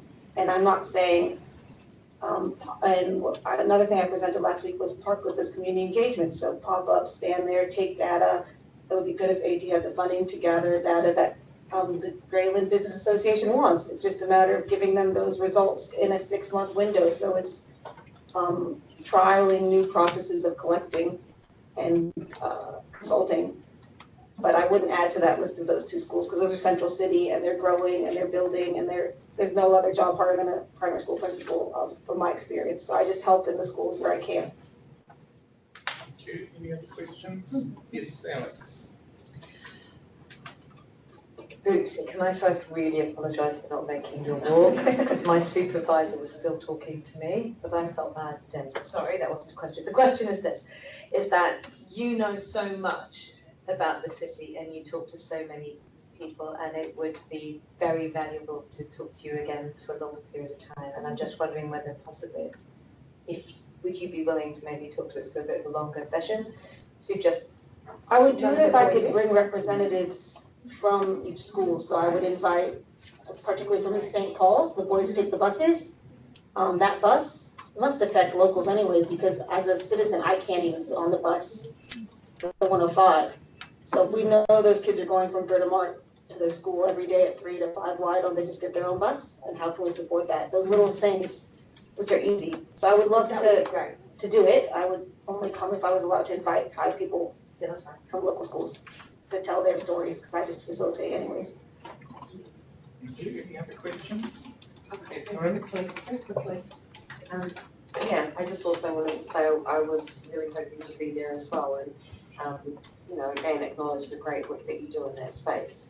The question that I had was just on your corridor, you talked about, so you mentioned that there's a separate forum for people that want to present information, is that right? So in Christchurch, because I presented on better local engagement at the conference, and the Christchurch person came up to me and said, if someone emails Tammy or addresses, especially if it's their first time ever, they will help them understand what local board they want to speak to, or if their point is a governing body issue or a local body, because for Ponsonby Park 3 years ago, I knew from the beginning, once it was over 200,000, it was a governing body issue. So I upskilled myself, because that's my background, for 3 years to present. But I can't imagine if it came on the agenda as a governing body, and like she says, you find out 2 days before that you're ready.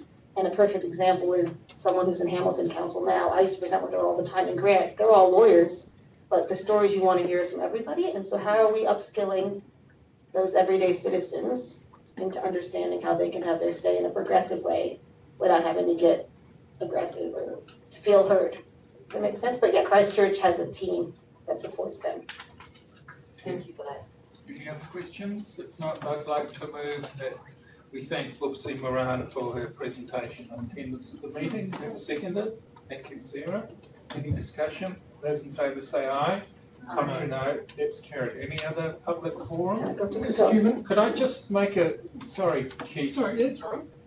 Are you wanting to say something in public forum, Keith? Yes, I do. Oh, okay. Yeah. What do you want to talk about? Oh, firstly, enormous, I want to catch this. Sorry. Firstly, Chair, I'd like to, on a very positive note on this occasion, to thank you and Alex for your time earlier this morning, where I was able to have a constructive conversation with both of you in terms of the topic of transparency, which was one that I attempted to have a deputation on, but was turned down. So thank you. I'm hopeful that our discussion, I know our discussion was constructive, and I'm hopeful that it would lead to some changes. Secondly, I just want to correct, in response to the question that Sarah asked, is that yes, there is a forward governance program. However, it's very generic. In fact, I think it only covers about 1 page. Now, in actual fact, if you want to make a deputation on a topic that is current at the time, you don't know what's in the board papers until the Thursday morning before this meeting, by which time the application for deputations is closed. So therefore, it becomes quite meaningless that we just can't submit on items that are current in the board papers. That's what I've got to say. Thank you, Keith. Any questions? Yeah. Yeah, Sarah? So how would you do it differently, Keith? I agree that it's a, what Steve was saying, you know, that it can be very challenging coming and presenting to us. And how do you think we could make it more seamless for experienced presenters, but also people that have not ever engaged with us? Yes, it's, I suppose it's the question, how do you make people familiar with public speaking at very short notice? And the answer is that's very difficult. And it's very interesting, having been trained in public speaking, how all of a sudden is that you can have a sensible conversation one-on-one with a person, but then to actually have the same conversation with that person in front of a crowd of 8 to 10, people just fall apart. And public speakers learn how to overcome that issue and to actually speak appropriately. So really there's no simple answer to that question. I'm sorry, there's not a simple longer answer. time or? Well, I think there is a longer time issue, is that if the public forum was extended beyond the 3 minutes, then people who have concerns with items that are in the board papers that are being discussed today can actually raise that on the spot, just as I have. I wasn't intending to speak today. And that would fine, but you know, in some of these matters of substance, 3 minutes is not long enough. It was the reason why I actually asked for a deputation, because it would give me 10 minutes, plus you the opportunity to ask questions. Okay, any other questions? If not, I'll move that we thank Keith McConnell for his presentation and attendance at the meeting. We have a seconder. Those in favour say aye. Aye. Contrary no, that's carried. I'd just like to make a statement about this. We, as elected members, share much of the frustration that people have expressed to us today and at previous meetings. Our rules and standing orders and even the legislation require us to have 2 different roles. You can only talk to something which is within our power to do something about. You can't talk about other things. And we can only ask you questions. There's actually no opportunity for the sort of conversation which Keith said. And Gail, you're very brave coming here every month to try and work through this. But this is not the forum for a person like you, in my view. We should take the opportunity to meet with you and others on some other place, your place or a neutral place, and actually have a conversation. And we're quite happy to do that. Thank you, Richard. Yeah, and one of the things we're looking at is and some of the other local boards do this to try and overcome this, is have something called community forums, where we go into a particular suburb or town on somebody else's turf and we listen to people informally, and we can actually respond. We can't respond here, so this is needed if something is actually on this month's agenda. This is your only opportunity. But for longer term issues, having an informal chat at some other place is really much better for most of these sort of issues. So as Kit said, he wanted a deputation, and I think he agreed that the talk he had with Alex and I was much more productive. No doubt about that, and the rigours of the standing orders and the way that these are implemented makes this a non-interactive forum. That's right. Quite frankly, we lose a lot of value, and as I mentioned to you in the meeting, Richard, is that one of the processes that's in Parliament allows for more interactive between constituents and members. Okay. So Richard, sorry, I know it's not an open forum at the moment, but I'd like to say thank you for your tolerance in letting people in the public forum go beyond the 3 minutes when you can see that it is an important issue. You did that last month, you did that this month, and I really appreciate that you showed empathy and tolerance of going beyond the 3 minutes to allow what are important matters to be said.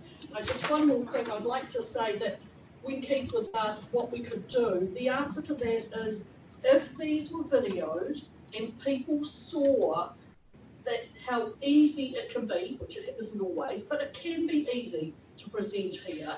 If that was videoed and that was out in the public, more people might feel that they were able to do so.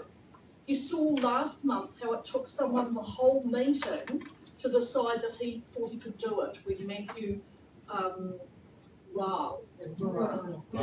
Rua. Look, I'm all up for something like a community forum, but I think we need to be very mindful that standing orders can change. With the majority of us in agreement, we can change the standing orders.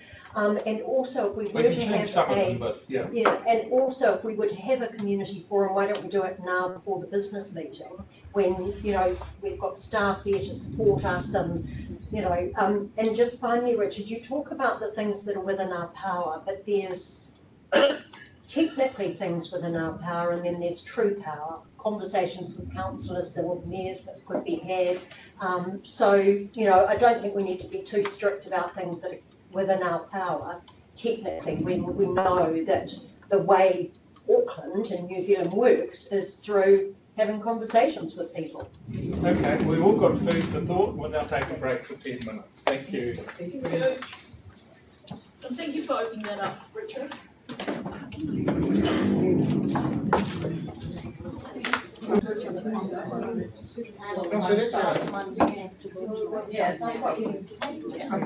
Sorry, I missed that one. We're up to meetings resumed. We're up to item 10, extraordinary business. Is there any extraordinary business? There's no extraordinary business. We've had the ward councillors report. We now come to Auckland Transport, the resumed discussion on the Regional Land Transport Program 2021. Ben Stallworth.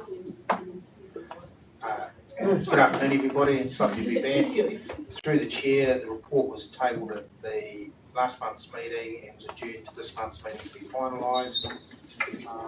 Obviously, this is sign off on the report that I believe has been circulated to all members.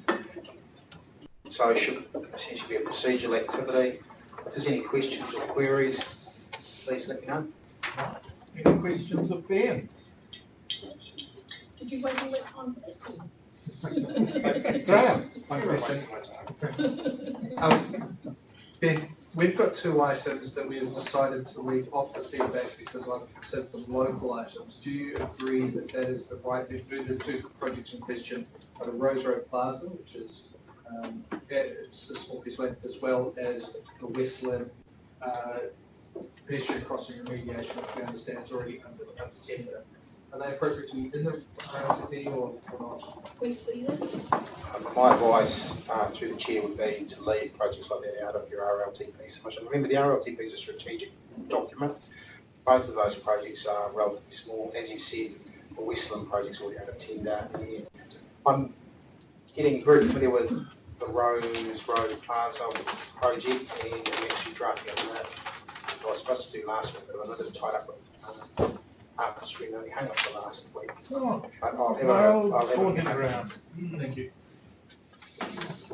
Yeah, Alex. Thank you. I was aware that there's been a green paper from the Ministry of Transport on reducing transport emissions.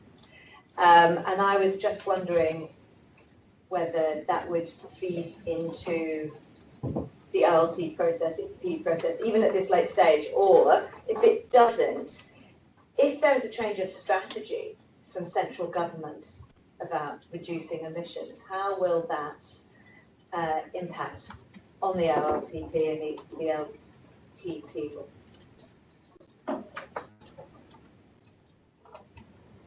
For the chair, it's a little bit outside my area of expertise. I'm not familiar with the green paper that's come through from central government. I can speak in general terms though. Generally, government sets its policies through the government policy statement. And what that does, and changes can be quite quick. You'll remember when the previous Labor government was elected, there was quite a rapid change in transport policy as we moved towards safety and away from roading. So that would normally be central government's way of initiating policy change, would be through the government policy statement that sets their policy of what they will fund and what levels of funding they will give to different aspects of or different modes of transportation. Any other questions? Sarah? Yep. Thank you. Just a quick question. I don't think the local board's seen the new design of the Westland that we wrote. I know that you had it in your memo, brief memo. Could you send those in advance to the local board? And, you know, in a state that we're able to share them with our community. We've got them? Good question. Yes. Anyway, if we've got them, if you could resend them to me, that would be helpful because emails pour in. And if they haven't yet been finalised, if we could see some finalised version. Thank you. Through the chair, no problems. Okay, any other questions? If not, I think Graham has a resolution. I do, thank you. So the resolution is that the Waitematā Local Board approve the table of local board feedback on the RLTP 2021 and appoint Graham Gunthorpe, Alex Bottom and Richard Norley to present feedback to the June 3rd Planning Committee. Is there a seconder for that resolution? Alex? Yep. Sorry, just a point of clarity, Chair. In the regs, there are points of clarity where the tabled report differs from that. Should I go through those first, or should I make that part of the discussion? Sorry, do you want to? I just wanted to clarify, the report that you've tabled via email an hour ago, does it contain those points? Yes, it does. So no, you don't need to add them to your resolution, because you've already tabled them most up to date. Thank you, I'll respect to it. Okay, thank you. So I'm really happy that we're able to give this feedback. I gave feedback to the Auckland Transport RTC a couple of weeks ago now when it was at a more draft stage. We will now take this forward to present to the Planning Committee on 3rd of June. The crux of it can be summarised in 8 major points. The first is an overriding policy is climate change and the fact that the report does well on rhetoric but less so on action, and the proposed projects will not be enough in order to reduce the transport emissions by 65% as required. Second policy area is rapid transit and rail. I believe we need to have more of a pipeline of rapid transit being rolled out in a multi-decade project so that we're able to obtain and retain the engineering expertise within New Zealand. The next is active modes. The Urban Cycleways program is a long way behind, and our footpaths and pedestrian amenity needs more focus. fourth area is the city centre master plan. This is not one major project, but rather many smaller projects, each of which are quite considerable in their own right. However, there is, apart from some bus priority projects in the RLTP, there is not enough being done to deliver that city centre master plan, and within that, access for everyone, or the zero emissions zone within the city centre. The next point is sprawl. We here in the Waitematā feel very lucky to live here, and we would like more people to live here. We know that the NPS on urban development is likely to come through soon, which will further intensify the area, and we will, and that will require more infrastructure within the Waitematā Local Board area. What we hope this doesn't require is more sprawl in the outskirts of Auckland. The particular project I've mentioned here is the Mill Road corridor, which is being proposed to be a mini motorway. If it's going to be built at all, I recommend that we give feedback that it is built as a community road in the connected community style, where it's only one lane of general traffic in either direction and a bus lane in either direction, so that those communities are able to get to work, school, leisure, and anywhere else on good public transport. The next area is space reallocation, which is around how our existing road arteries work. We've seen that transit lanes and bus lanes are effective in increasing bus efficiency and getting mode shift, which is one of the major priorities outlined in the draft RLTP. We need more of it. The next is the renewal strategy. This is something we as a board have already resolved on. I mentioned it to the RTC that we should have across the Auckland region. And that is when we rebuild a road, we relay a road, we build it better. We do it in a way that is better for pedestrians, better for active modes, safer for the communities, creates a nicer environment, allows the street trees to be planted, especially in those areas that don't have them. We know that underground services are very expensive to locate, relocate, so road renewals are the ideal time that we add those street trees. And the final area is road pricing. We have, as a board, have just given our submission on road pricing. We are in support and we believe the Council and Auckland Transport should be too. I'll now just run over some of the projects that are not mentioned, specific projects that are not mentioned in the RLTP, which I believe should be included. In the city centre, there is a staged implementation of the city centre master plan, as mentioned, including the creation of Wakefield Quarter Low Traffic Neighbourhood, changing Nelson Street, Hobson Street behind us here to two ways so that they can become vibrant, thriving areas of the city and less the traffic stew as they are today.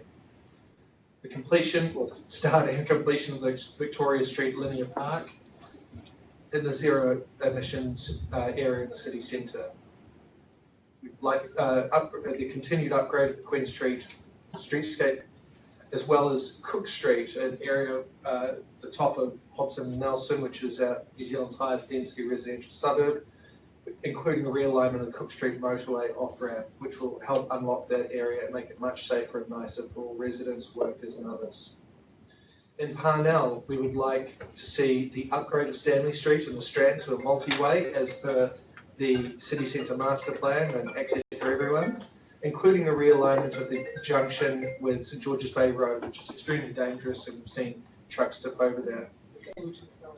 Also in Parnell, we would like to see the St George's Bay Road, Kenmore, Faraday Street upgrade throughout that corridor to enable the increased change from industrial neighbourhood to commercial and residential.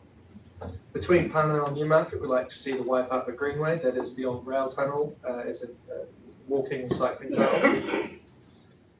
Broadway be included in connected communities. Increased train station access in Newmarket, as well as the laneway project on Kent and York Streets. In Eden Terrace, we'd like to see the removal of the Dominion Road flyover, although I've noted that this is likely to be part of any light rail project should it go down Dominion Road. In Freeman's Bay, we'd like to see Wellington Street being upgraded to increase safety from Freeman's Bay School. In West Lynn, we'd like the existing pedestrian crossing, which we know is going to be done, but the rest of the cycleway does need improvement. It was a compromise to start with, and it needs to be improved. In Grey Lynn, the Newton Central School, that safety project needs to continue, and then continued review for requirement of residential parking zones further to the west as well as to the east as hide and right. That is, people who park in those suburbs and then catch buses in clog up the parking for residents. We do get a number of complaints about that, and pressure on those roads will continue. I now hand over, I think, yeah. Thank you very much, Brian. Alex? Well done.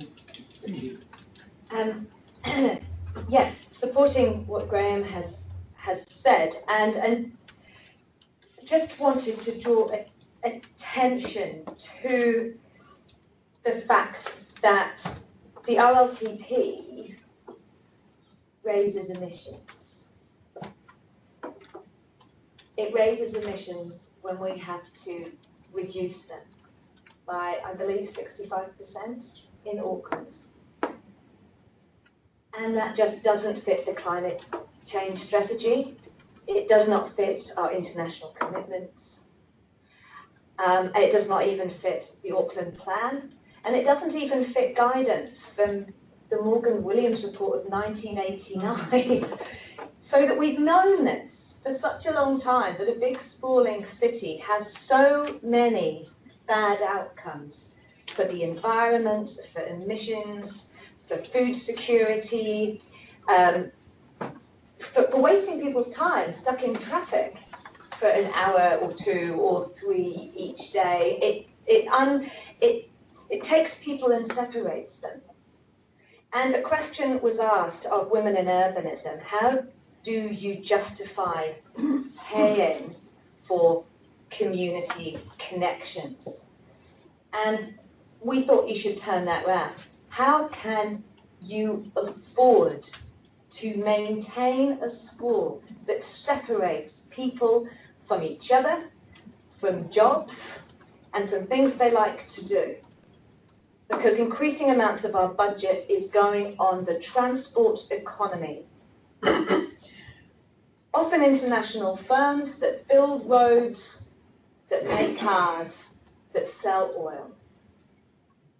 It would be much cheaper for us and better for our well-being, for our environment, if we designed our cities really well from the start, and we fill in the gaps to make them better in the way that we know works, because we've been thinking about this for decades and other cities around the world are doing it. So I don't think we should think that we need to work it out for the New Zealand context.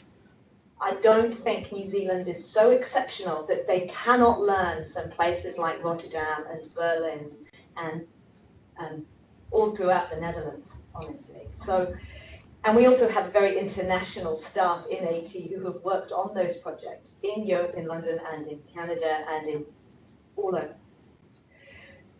And it's so extremely important. And as new policy statements are coming from government, it's a real advocacy position to prioritise those projects that will actually lead us to a sustainable, happy city. Thank you. I'll say something. This regional land transport plan has a lot of principles and goes a long way to the sort of city I'd like to see, but as Alex has said, it doesn't go far enough. And we heard earlier in the meeting from people who just passionately upset and worried by any change to their streets and neighbourhoods, but the reality is that change is absolutely necessary for a range of reasons. But one of them that's really compelling is climate change. And we as a council and as a parliament have set objectives that won't be achieved by this particular plan as it is now. So more has to be done there. consequences for human life and quality life are major and will continue to build.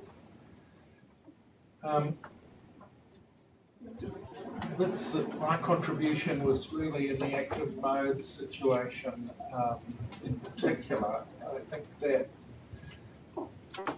both young people and older people are keen to utilise ways of safely getting, and interestingly, getting around their neighbourhoods that we need to provide for. Scooters was the first one, but for people with disabilities, there will be increasing development of useful mechanisms to enable older and disabled people to access all of their communities in a safe way. We need to provide more for that, and we don't want to continue to see people who have diminished vision tripping over discarded micro-mobility vehicles. We need to do something about that to make it safe. I'm constantly see the journey of young children from the densest part of population in New Zealand, the Hobson and Nelson Ridge, to go to school every day in Freeman's Bay. That I find walking that route frightening. I know the parents and teachers are doing great jobs with walking school buses and things, but getting an education and participating in society safely for young people is really crucial, and it has to be done.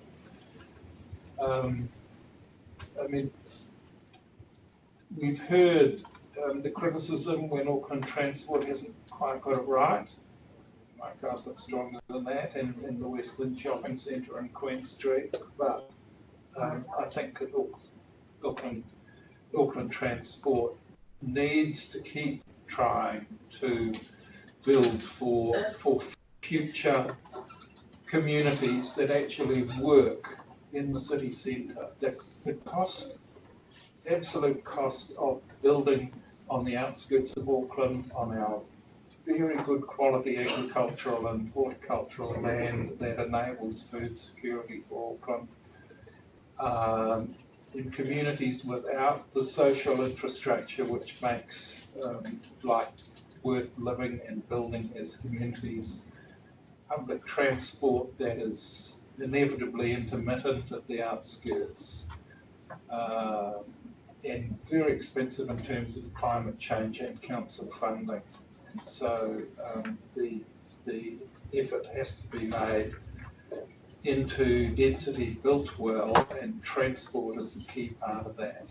Public transport, cars where necessary, and obviously freight, and real choice in terms of active transport modes, so people in these new dense urban communities can get around readily and safely and have a good quality of life. So that's where I want to see this going, and I think that our submission very much supports that direction. Anyone else? Okay, I'll put it. All those in favour will say aye. Aye. Contrary no. I'm abstaining. Thank you. Okay. Carries. Do you want that recorded? Thank you. Thank you for your work, Graham. Great. Okay, thank you very much, Ben. We'd still like reports on our agendas. Thank you. I have actually passed that on to. Good. Thank you. Thank you. Ben. Good afternoon. Hi, Ruchita here from Grants team, Grants Advisor. In presenting a report for our 2021 Waitematā Accommodation Support Fund, the grant allocations that we discussed on our workshop last week, Tuesday. If you have any questions, please let me know. Thank you. Are there any questions of Ruchita? If not, I'll move that the Waitematā Local Board approve the following applications received for the Waitematā Accommodation Support Fund listed in Table 1. These are the Karanga Charitable Trust, Night Song, Auckland Writers and Readers Festival Charitable Trust, the Yes and Yes Trust, New Zealand Comedy Trust, Massive Company Theatre, Art Space Aotearoa Trust, Show Me Shorts Film Festival Trust Board, Body Positive Incorporated, the Basement Theatre Trust, Rokatauri Music Therapy Trust, the New Zealand Dance Advancement Trust, the Royal New Zealand Foundation for the Blind, Indian Ink Trust, Auckland Regional Migrant Services Charitable Trust, Audio Foundation, Object Space, Auckland Youth Orchestra Incorporated, the Actors Program, Branmo Youth Incorporated, the Grayland Business Association, Action Education Incorporated, Fun and Games Toy Library Incorporated, and the Cairo Chronicle. Is there a seconder for that resolution? Graham. So just speaking to that, we have created and maintained a fund to assist vitally important community organisations to be able to afford to operate from our board area where rental and accommodation costs are particularly high, but in which, whether it's in the arts or in social services, it's really important that they are located centrally and accessible. And so, as you will have heard from the list of organisations, we are choosing to provide a level of support, not as much as any of them ask for, but sufficient to ensure that they maintain their location and effectiveness in our board area. Graham, anything you want to say? Anyone else got a comment? I'll put it. Those in favour will say aye. Aye. Contrary no, it's carried. Now I'll move that we approve the following application received for the Waitematā Accommodation Support Fund. That is Haxland Incorporated to the sum of $4,000. It's a seconder. Seconded Julie and the Sanderlands. In the discussion. No, I'll put that. Those in favour will say aye. Aye. Contrary no, it's carried. I note that member Christie declared an interest in the fund applications as she's a member of Hackland Incorporated, and she absented herself and took no part in voting on that matter. So I now move that we approve the following application received for Waitematā Accommodation Support Fund listed in Table 3, the New Zealand Society of Authors, Te Taitui, Aotearoa, in New Zealand, for the sum of $1,500. I move that as a seconder. Seconder, Erin. Any discussion? If not, I'll put it. Those in favour will say aye. Aye. Contrary no, that's carried. And note that member Sanderlands declared an interest as she's a member of the New Zealand Society of Authors, Te Taitui or Aotearoa. And now I declaring that I have an interest in the grant applications for the Auckland YMCA Marathon Club, not because I'm a marathoner, but because I'm a member of the Auckland YMCA Business Centre, which is where the Marathon Club is based. And for the Foundation for Peace Studies Aotearoa New Zealand the Peace Foundation, as I chair the Peace Foundation Committee and am patron. So, and Deputy Chair. Alex will take over. All right. So where are we? So D, I'm moving that we approve the following applications received for the Waitematā Accommodation Support Fund 2020-2021 listed in Table 4. The Auckland YMCA Marathon Club and the Foundation for Peace Studies Aotearoa. Do I have a seconder? Any discussion? All right, I'll put it. All those in favour say aye. Aye. Against? Carried. Thank you. You can come back now, Richard. Thank you. What an impressive deputy chair. Wow, very well done. Thank you very much. Richard, you may. Silence is over. I like how you had your own plastic. I know. Thank you. We're now on to the Waitematā Local Board grants and multi-board round 2 grant allocations. Ruchita? Yes, thank you. Through Chair, this report I'm presenting is for 2020-2021 Waitematā Local Grants and Multi-Board Round 2.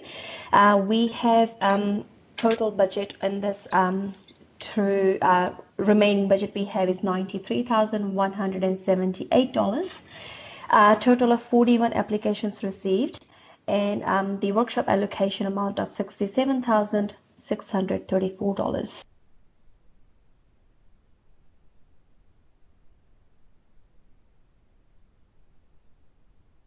Is going to tell us about some proposals for donor economic advocates New Zealand, Gabriel Gutty and Kilmarnock.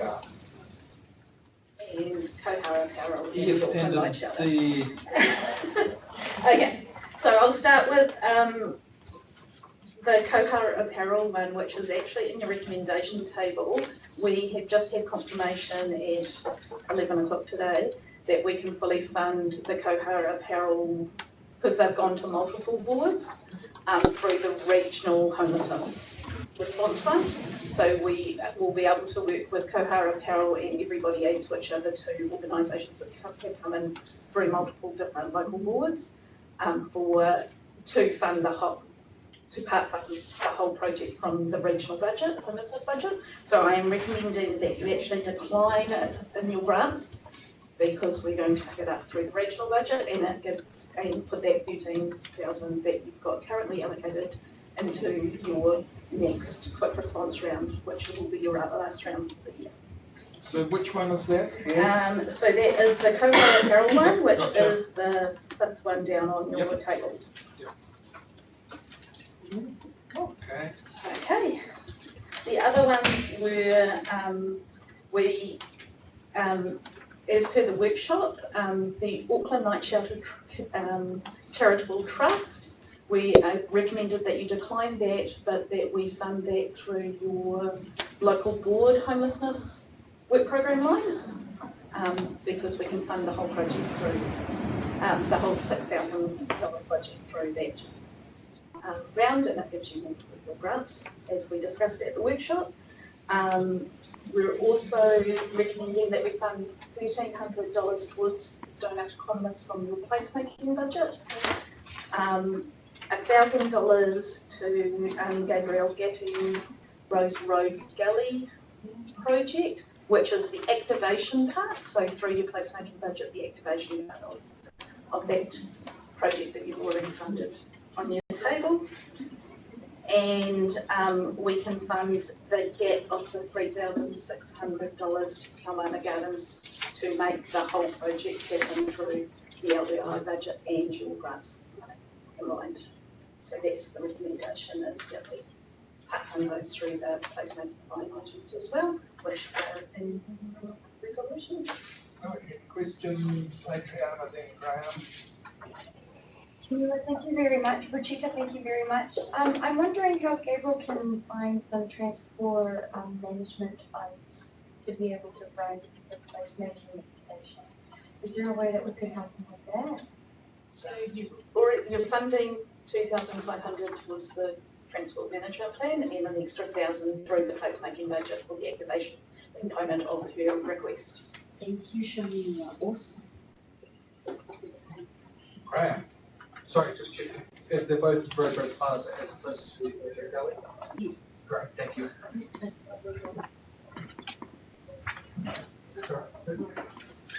Julie. Sorry, and also a question for clarification. Those last 3 that you mentioned, you don't want us to take any money away from them, right? This is just an additional funding. An additional to make those projects actually, to be able to achieve those projects through the board round without taking any more grants money.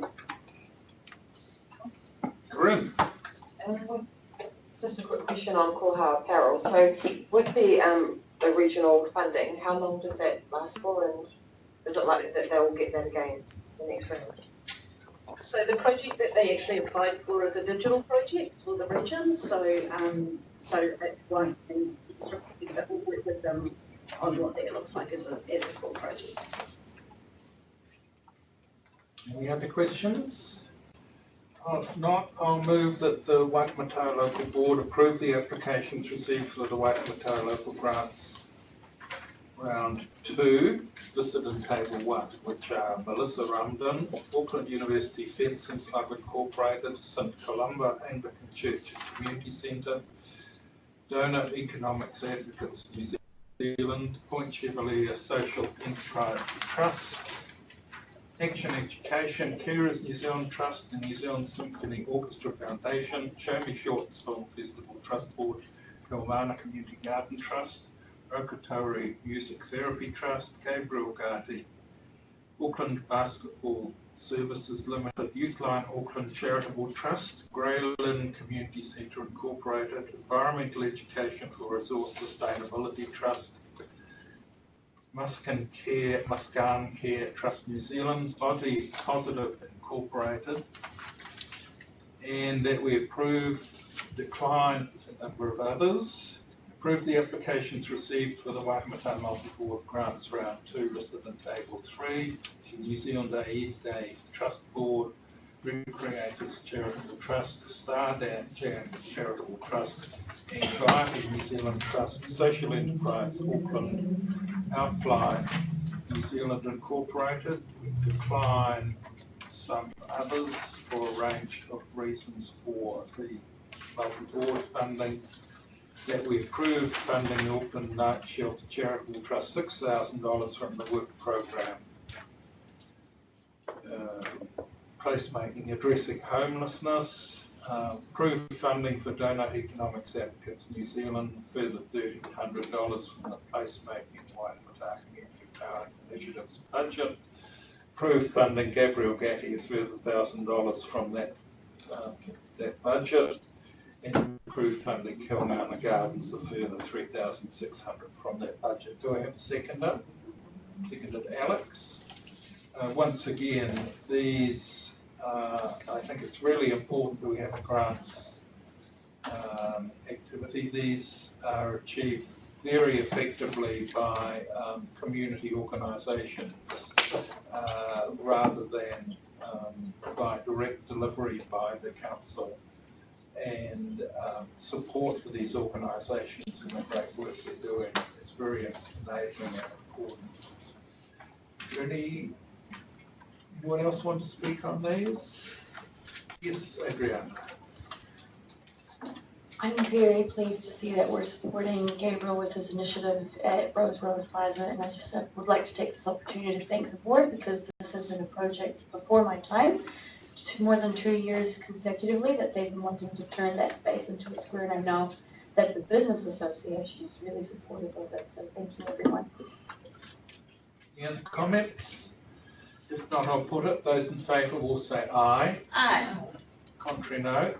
It's carried. Endorsing the Business Improvement District targeted rates for the financial year 21. And I think we've got Paul Thompson. Paul. Yes, hello everyone. This is Paul Thompson from the bid program team.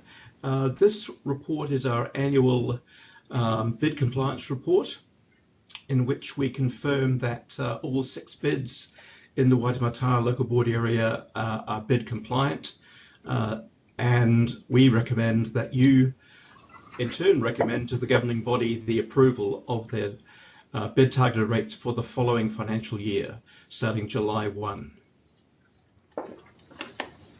Thank you, Paul. Are there any questions from members?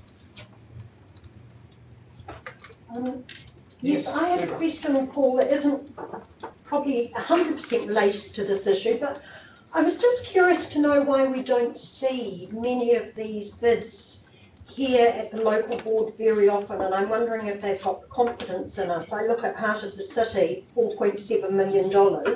Newmarket Business Association, he tends to come, as does Parnell Business Association, fairly regularly, but particularly Heart of the City.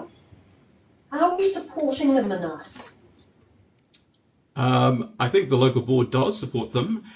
They are certainly very financially sustainable in their own right, with a very large targeted rate.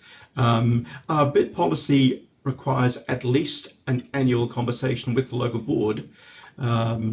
We are reviewing our bid policy, and that requirement may actually increase from 1 to at least 2 times a year. I think it's less about them reporting to us and more about them feeling confident that they could come to us. Like we've got Queen Street blowing up in the news, and Yep. we've not actually had any formal conversations about it at the board. I can't speak on their behalf, but I'd be very surprised if they didn't feel that they had a good opportunity to address you. Thank you. Thank you. Do you want to move these, Sarah? Yes, thank you. Okay, so Sarah has moved. I'll second. And Adriana has seconded. You want to say anything, Sarah? Okay, Adriana? Yeah, sure. I personally would like to see the business associations come more to the workshops and whatnot. It's just once a year isn't enough, and it would be good to know how can we support not just in confidence but also with comms with all the projects and the events that they run through. I think the bids do an incredible work in terms of community engagement, and I feel that we should strengthen our relationships with them. Thanks. Thank you. Any comments? No, I'll put it. Those in favour will say aye. Aye. Contrary, no. That's carried. Economic Development Action Plan. Feedback. I will move the Waitematā Local Board receive the draft Economic Development Action Plan, Council's role in Auckland's recovery 2021-24. Provide the following feedback consideration: final draft Economic Development Action Plan, Council's role in Auckland's recovery 21-24. Support the draft action plan has embedded the guiding principle of transitioning to a regenerative and low carbon economy into each of its 6 work streams. Support that the draft action plan has embedded, rather than impeded, the guiding principle of supporting economic opportunities for Maori into each of its work streams. Urge the addition of another universally applied guiding principle of supporting measures that reduce deprivation, enhance employment, and ensure more equitable opportunities and outcomes into each of its work streams, and urge greater utilisation of council procurement to support local businesses and jobs. Do we have a seconder? Seconded Sarah. Any discussion? No, I'll put it. Those in favour will say aye. Aye. Contrary, no. That's carried. Downtown car park site transport outcomes. Yep. People from Panuku and Auckland Transport could come here.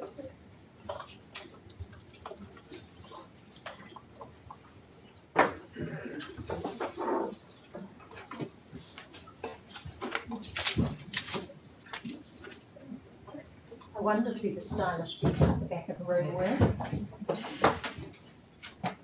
Mr Chair, I think we've got Ross Turnside from Auckland Council online as well. Okay, if you could introduce, well, we'll introduce ourselves because we haven't seen all of you before. I'm Richard Northey, I chair the local board.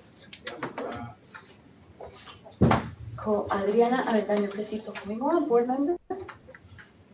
Alex William, deputy chair. Hello. Great, Duncan Nicole, head of design at Panuku. Marion Webb, general manager at Aspen Delivery at Panuku. Hamish Byrne, group manager policy planning and investment at Auckland Transport.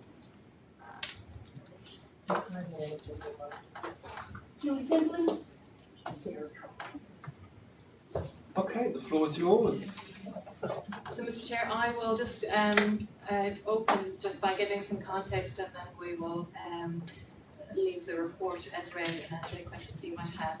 So just as a reminder to this board that the downtown car park is identified in the city centre master plan as a significant site that should be redeveloped as a key part of Auckland's city centre waterfront. The planning committee approved outcomes for the downtown car park site for land use, urban form, quality design, movement and access, environmental and social responsibility and Maori in December 2020. And further work was required at that point on the transport outcomes. The Finance and Performance Committee approved the sale of the downtown car park in December 2020, and the committee also requested wider local engagement on the proposed development and transport outcomes for the site. Eke Panuku, Auckland Transport and Auckland Council held a workshop with yourselves on the 9th of March. The informal feedback from that workshop was collated and included in the report to the Planning Committee on the 1st of April. At the Planning Committee meeting, concern was raised that the local board's feedback wasn't relayed accurately. The Planning Committee deferred its decision at that point, which gave us the opportunity to come back to yourselves to formalise that feedback so that we can then put that feedback into the next report that goes to the Planning Committee. That's just by way of context, and happy to answer any questions this board might have with respect to the content of the report. Right. Questions? Graham. Thanks. This one is a transport question. So the plan that I've seen proposed a floor and a half of bus movements. I believe it's bus layover as opposed to a bus station. Each will presumably take double-decker buses, so it will be perhaps 4 stories of the existing height, which seems to be a massive, massive amount given over to a single use. Is there a way that we're able to reduce the amount of sheer volume that these buses are taking up? Should it be redeveloped in this way? Thank you. I'm not sure precisely which plans you might have seen. Better if I do that? Yeah, that's better. But, you know, at this stage, we're still at a fairly early concept, but where we are moving towards is 1 floor likely to, of sufficient height to support double deckers. So we're not expecting anything in the sort of 4 floors equivalent. I would say though that part of our intention with this facility is twofold. Well, and it all depends on the design and those aspects of being working through. So what we're really trying to do is provide a layover space, because otherwise the buses will be laying over, it's embarrassing, I'll forget the name of this Sturdy Street down there. So you would have buses parked for a large chunk of the day on the street in that area. So we're really trying to get those off the street. And otherwise, it's quite a large circulation of buses coming in from the west and the Eastern Isthmus that would be circulating around that downtown block and then even further around Venture and Customs. So what we're looking to do as much as possible with this facility is get those buses off the street and then offer ideally both a layover and a station facility that gives a better customer experience whilst enhancing the kind of the outside street level by getting the bus, reducing the circulation and getting the bus layover off the street at ground level. So there are some trade-offs between how much we put into the building versus how much we remove from the outside area. Just a follow-up question if I can. So reducing the sheer volume of buses in the city centre, I think needs to be high on the priorities, making our buses work harder. So this volume that you're providing, it does seem very high.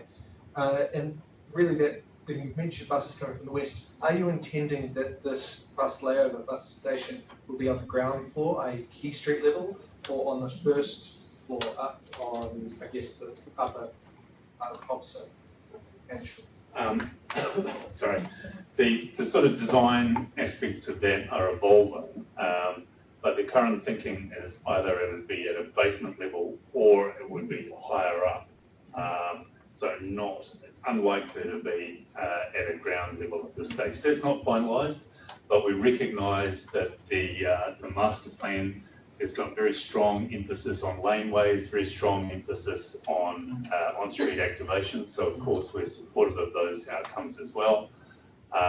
So it would be ideally avoiding that ground level outcome. Thank you. Thank you, Alex. I was wondering whether it's possible with this plan to have all of the motorised movements on the south side, so that Quay Street can be primarily for pedestrian or micromobility mode. We're very, very passionate about micromobility and pedestrianisation in Waitematā. And so much work is being done to improve the streetscape in Quay Street. So yeah, is it pretty well assured that we won't be increasing traffic on the north side, and will it be on the south? We certainly won't be increasing traffic on the north side as a result of the options associated with the downtown redevelopment, excuse me. And as I said, we want to reduce the number of buses circulating on the north side as much as possible.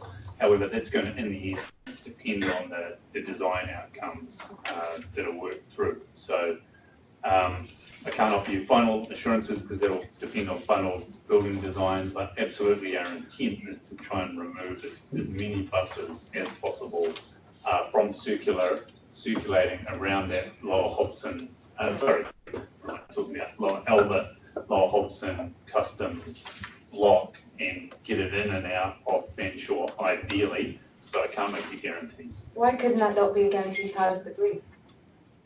Because we're still working through the design options, and ultimately this is something that would need to be worked through with whoever the final developer of the site is. So at the moment we're at an early concept stage, and more work needs to be done to finalise that. I was of the impression that this was not a tender. A developer had actually approached you. So don't you know who the final developer is going to be? And so you're right, yes, an unsolicited bid was received by the Auckland Council. That unsolicited bid was considered, and it was thought more appropriate to offer this opportunity to the wider market. So we will be going to the open market on this rather than dealing with that direct bidder. So could we not just make that part of the opportunity to ensure good outcomes for the public realm? Well, at this point, there's a whole range of trade-offs, really, between entry off the south versus that having to go in at the first and second floor, which has implications in terms of the overall value that you might get out of the building, and some design implications, as well as the changes that may need to be made to Fanshawe Street, plus the kind of design implications of having a bridge, what do we call it in design terms? Right, thank you. Connecting the building to Fanshawe versus a basement option, which has some other pluses and minuses. So those things we just at a stage where it's not immediately clear what those options are and the trade-offs are in terms of balancing the value of getting the buses off that circulation versus the implications for the building itself. So there's more work to be done, and we can't be definitive at this point. Can I just ask something? I don't know if I've been really stupid, but you said that we could take the report as read, but I haven't seen one. It said it was going to be circulated at the meeting inside our chairs works, and I might be very stupid. Have we got one? It was on your nexus? It was on my nexus. It wasn't originally. It wasn't. It was in the on end. Nexus Was an now. It's addendum. additional report number 2 on Nexus. It's posted on the same day as an addendum agenda. Yeah. I see. Thank you. Alex. It's very. It is. Okay. The other thing was just about modelling for emissions, because there was a thought of having a bus depot, I believe, in Beach Road. So is that still planned? And what modelling are being done for safety and emissions, as we'd like it to be zero emission, city centre downtown? Sorry, I can't speak specifically to the beach road. In terms of this work at this point, we're not at a phase where we can model emissions, but of course, we are working to have as much of the bus fleet as possible zero emissions. And with the available council funding, we're expecting to have half the fleet zero emissions by 2030. And we're predominantly targeting vehicles that are coming to the CBD level. Sorry, city centre. Targeting vehicles. So what I'm saying is that those parts of the bus fleet that come into the city centre, we're looking to make them zero emissions as quickly as possible. However, there are some technical challenges around the double deckers, for example. Right. Adriana?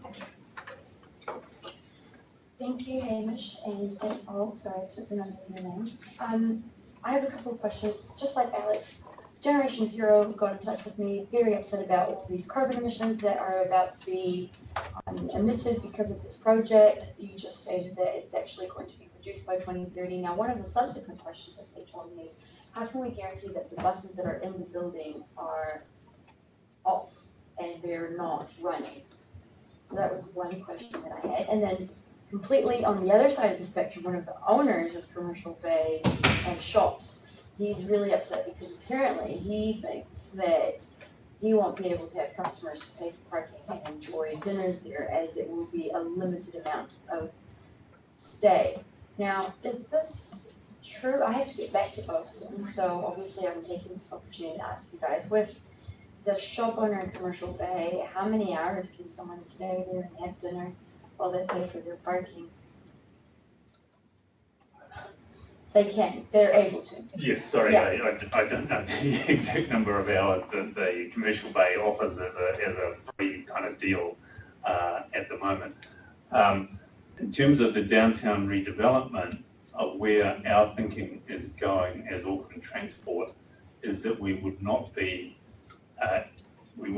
as Auckland Transport, be seeking that the specs for the multifunction space include any short stay provision. We would be now saying that we would leave that up to the market.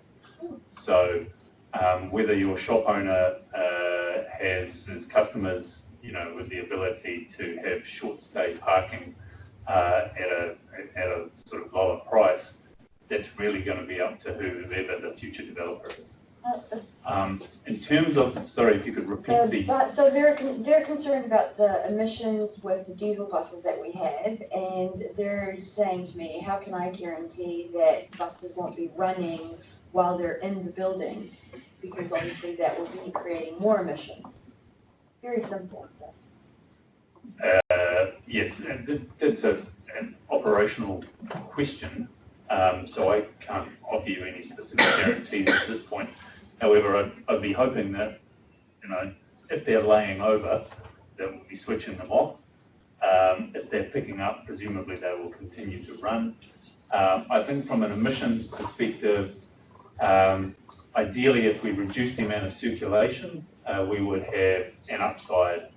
This would be an emissions positive, particularly if we can remove the circulation that's expected from Fanshore onto Lower Customs, Lower Hobson, and then around the block. So that would be positive. And as I said, in terms of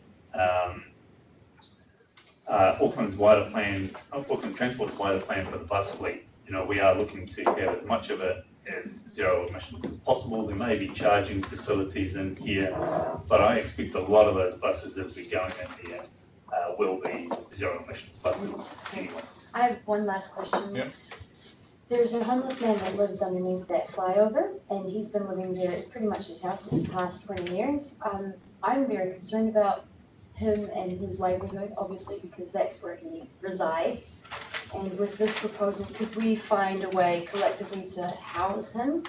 You can clearly just find him. He's got a very interesting dread at the back of his head, and it's quite great. He's a senior gentleman, so I'm concerned for his safety, and I just wish that we all could collectively find a way to find him a place to stay. Just to attempt to answer that question, I guess what we would do is work with our colleagues in Auckland Council to identify the fact that he is there and to use their expertise and services to try to reorganize. Any other questions? Graham, I think you've got a resolution to move. I'm sorry. Oh, sorry, go on, Alex. Yep. I suppose this is a question for Panuku, because you'll be selling the site. You know, when it comes to the crunch, what's going to be more important? The outcomes of the city centre master plan, or how much you're going to get for the site? And do you have to weigh in that the huge amount of investment that we've already put into improving the downtown area?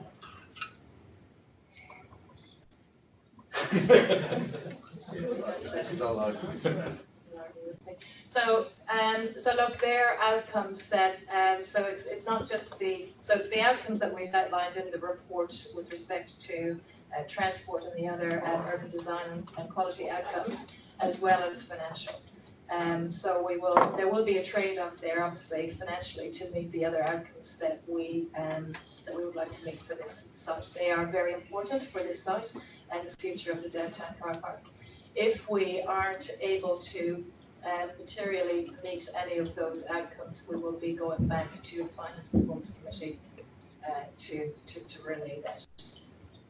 So we will attempt to meet all of those outcomes, is essentially what I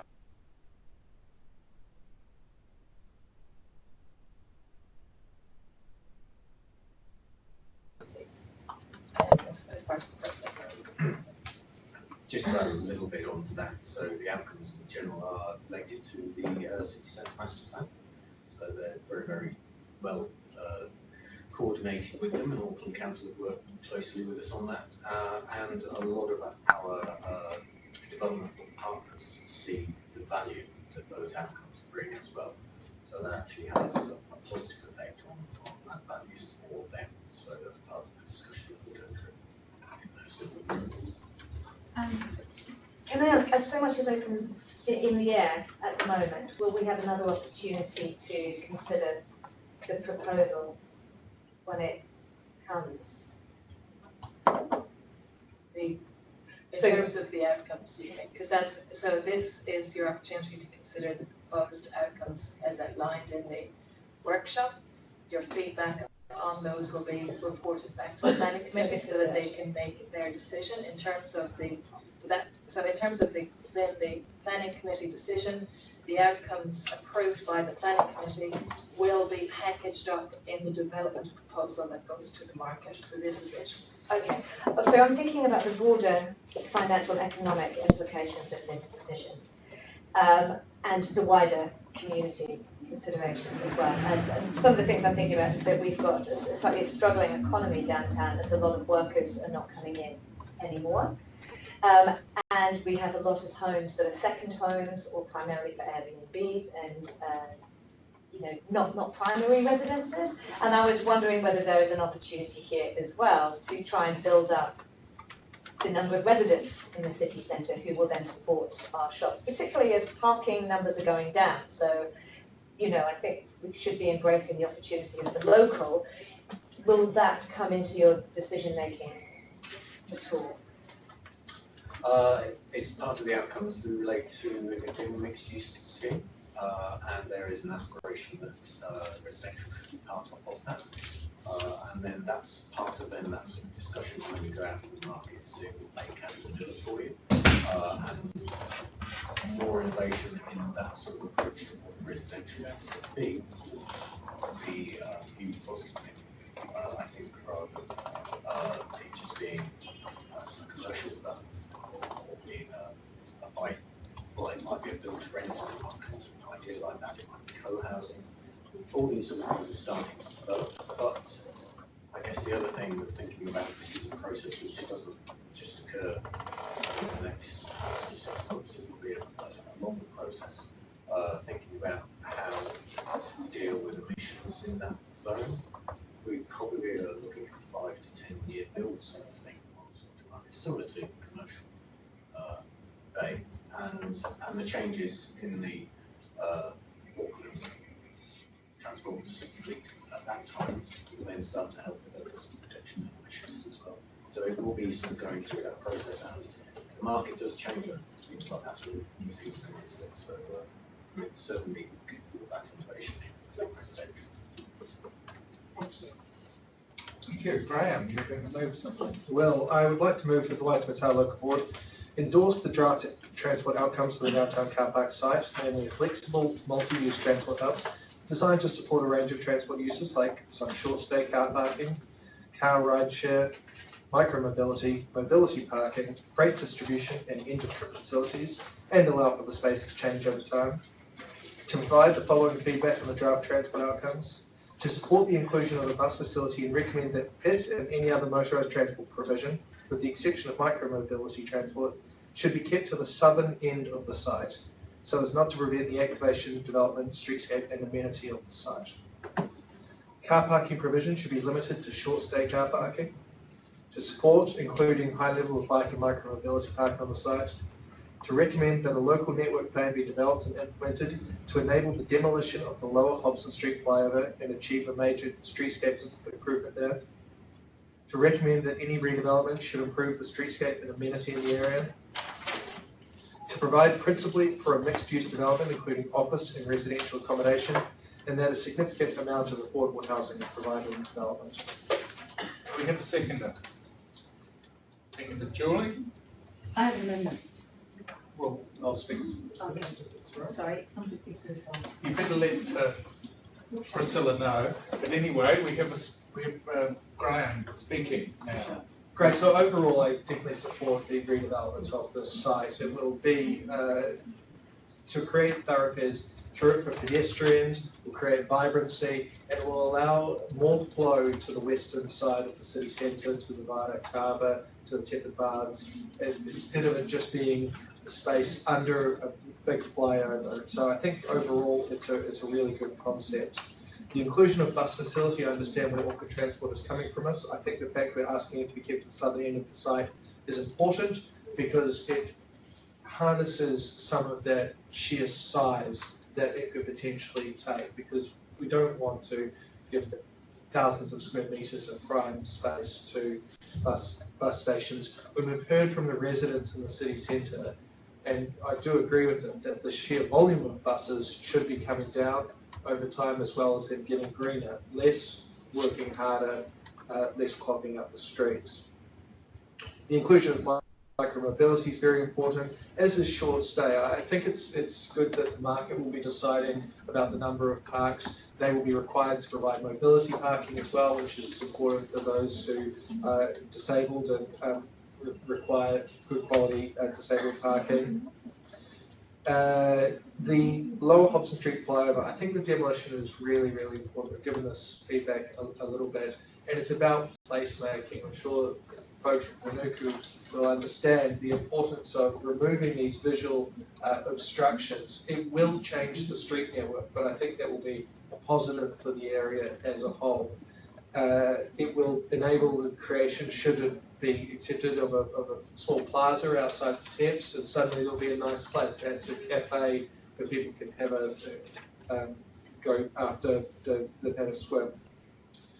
The inclusion of laneways through the site have been identified, and I think that's really important.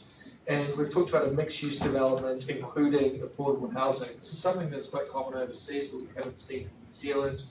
The amount of key work, we don't have key worker housing anymore, and it's important. We're not asking for it to be the penthouses on the 40th floor looking out towards the ocean, but there should be some allocation that is considered affordable. So this could be the opportunity to create a new model going forward, where we're able to have mixed housing in the forefront.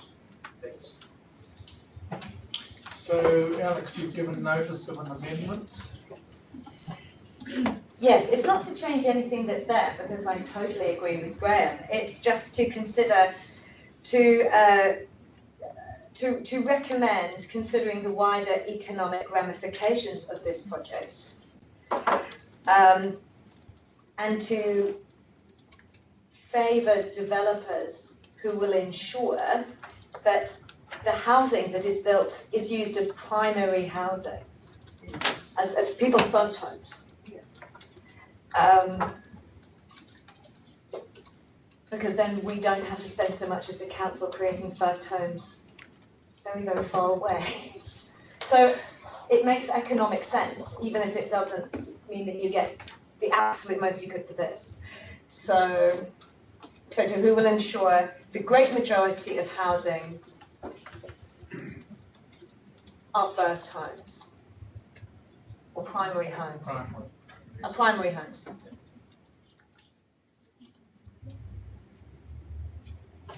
Okay, so you've moved that amendment. Is there a seconder? Seconded Adriana. Do you want to speak to it at this stage? I already did, didn't I, really? Sorry. Want to say anything, Adriana? Yes. Because I'm all for That was. I'm all for Sorry. diversity and go Alex. Anyone else who wants to speak on the amendment? If not, I'll put the amendment. All those in favour will say aye. Aye. Contrary, no. That's carried. We now come back to the main motion with that addition, which would come in at D or something.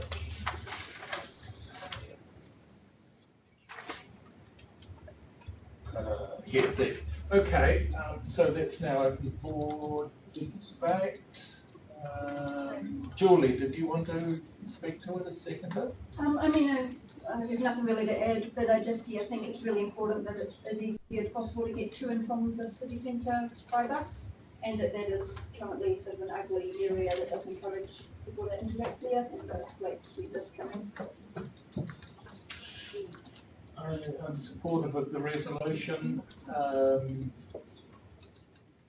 think one thing I just want to report that sort of Sarah raised it earlier is your representative part of the city. I want to convey to you that part of the city is a little anxious about the potential disappearance of short-term parking buildings in the centre. They're aware that there are some that are possibly up for lease.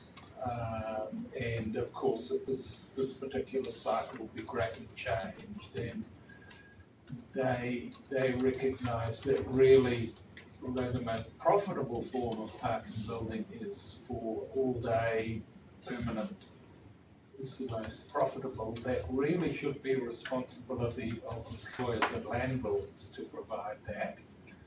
But for the life of the city and the economic vitality of retailers, hospitality and the like, at this stage it's important that there is an adequate amount of short-term car parking. As you've noted in your report, the short-term car parking is not used very much in peak hours. It is being used by people who want to come in here for short term at a time when possibly in their area there's very little public transport at that time, and we do want them to keep coming and contributing to retail and hospitality and events.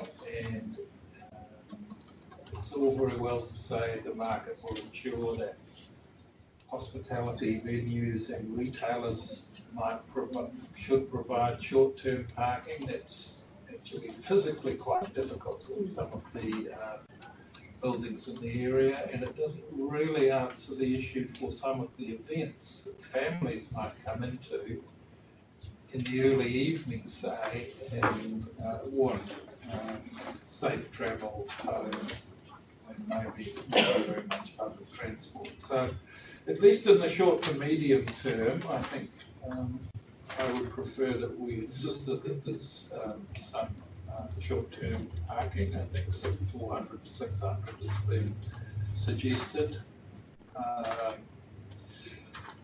I think also that this is such a great site that we want to ensure that there's office space and mixed accommodation to be well designed to revitalise this area, which is in those terms, in terms of streetscape and urban design, a bit of a black hole, at the moment. And so that's important. I appreciate Alex's desire that these become primary homes, because of the experience, for instance, to the west of the viaduct and the bridge there is beautifully designed spaces with lots of apartments that are scarcely lived in. There are people who can afford to live in those apartments, are often people who use it as a bolt hole when they want to visit Auckland City from overseas or another part of the country.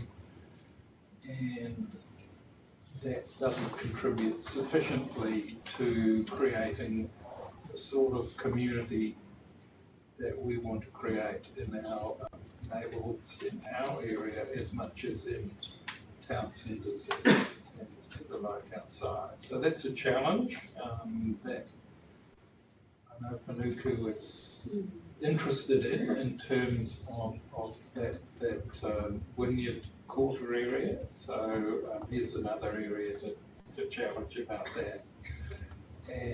And of course, that choice of transport is really important. One hopes, in the longer term, that the 30% of people who used to use public transport who are not using them after COVID, because they're nervous about it, that will reduce in time and make the short-term parking less important. So the reference to allowing for the spaces to change over time is important. So hopefully you've got some ideas as to what our views are about this. Anyone else want to contribute? Am I not? Yes. So you spoke to the amendment and spoken to the motion. Got my standing orders up and all. I just wanted to say that it is exciting, and I've been asking testing questions, but the work that's been done on Wynyard Quarter has been just terrific, and the work done with the Bond to set up residents associations so that you do create this community. I feel very confident that D is something that you know how to do and can do it really well, and I think it could just be fantastic for this. So I do hope that as well. I support the education. Okay, any other speakers? Corinne? I just wanted to make another really quick comment on what Graham mentioned and Alex around the key worker scheme. And I just think that if we are looking at moving towards a city centre, having more families living here and how we can support them, because I think part of that too is around running some workshops along those lines for families that have maybe lived in the suburbs and seeing that they can actually have all of those amenities here in the city centre, but how do we attract them? Because we want to have long-term residents in the city centre, as we've mentioned, and so I think we have to really think outside the square in terms of how we can really get those families and those long-term residents in the city centre and make it a thriving community that we're going to bring our children up in and have all of those things available. So hopefully we can work together and really make that move forward. Kia ora. Any other speakers? If not, I'll put it. All those in favour will say aye. Aye. Contrary, no. That's carried. Thank you very much. Thank you. We're now on to local board views on plan change number 60. I don't think we've got an officer in attendance, so I think we're up to having Alex moving the motion. Oh. This is about places like 45 Georgina Street and 60 Cooper Street. Yes.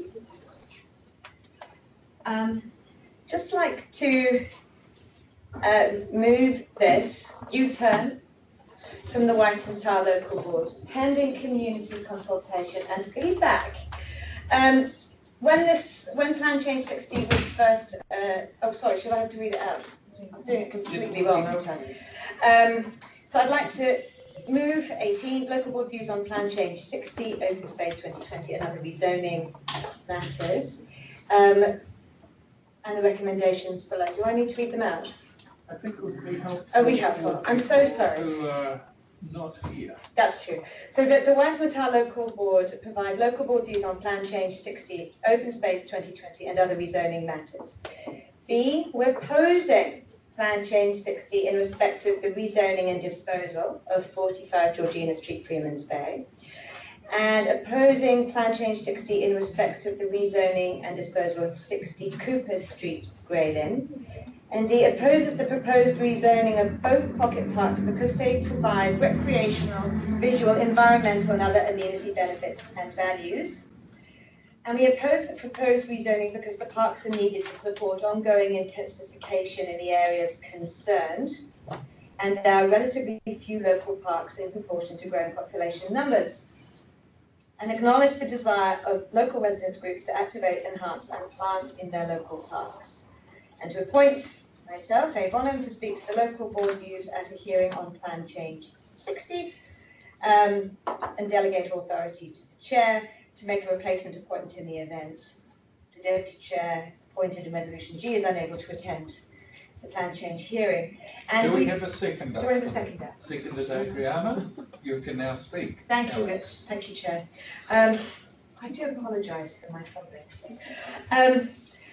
So we put this out. It was proposed to us as what seemed like a relatively painless way of trying to fill the hole left by COVID, but the feedback, the financial hole left by COVID. But since last year, firstly, the economic situation doesn't seem quite so ghastly as it seemed it might be. The second thing is we have realised how incredibly important parks are to people, even the little ones.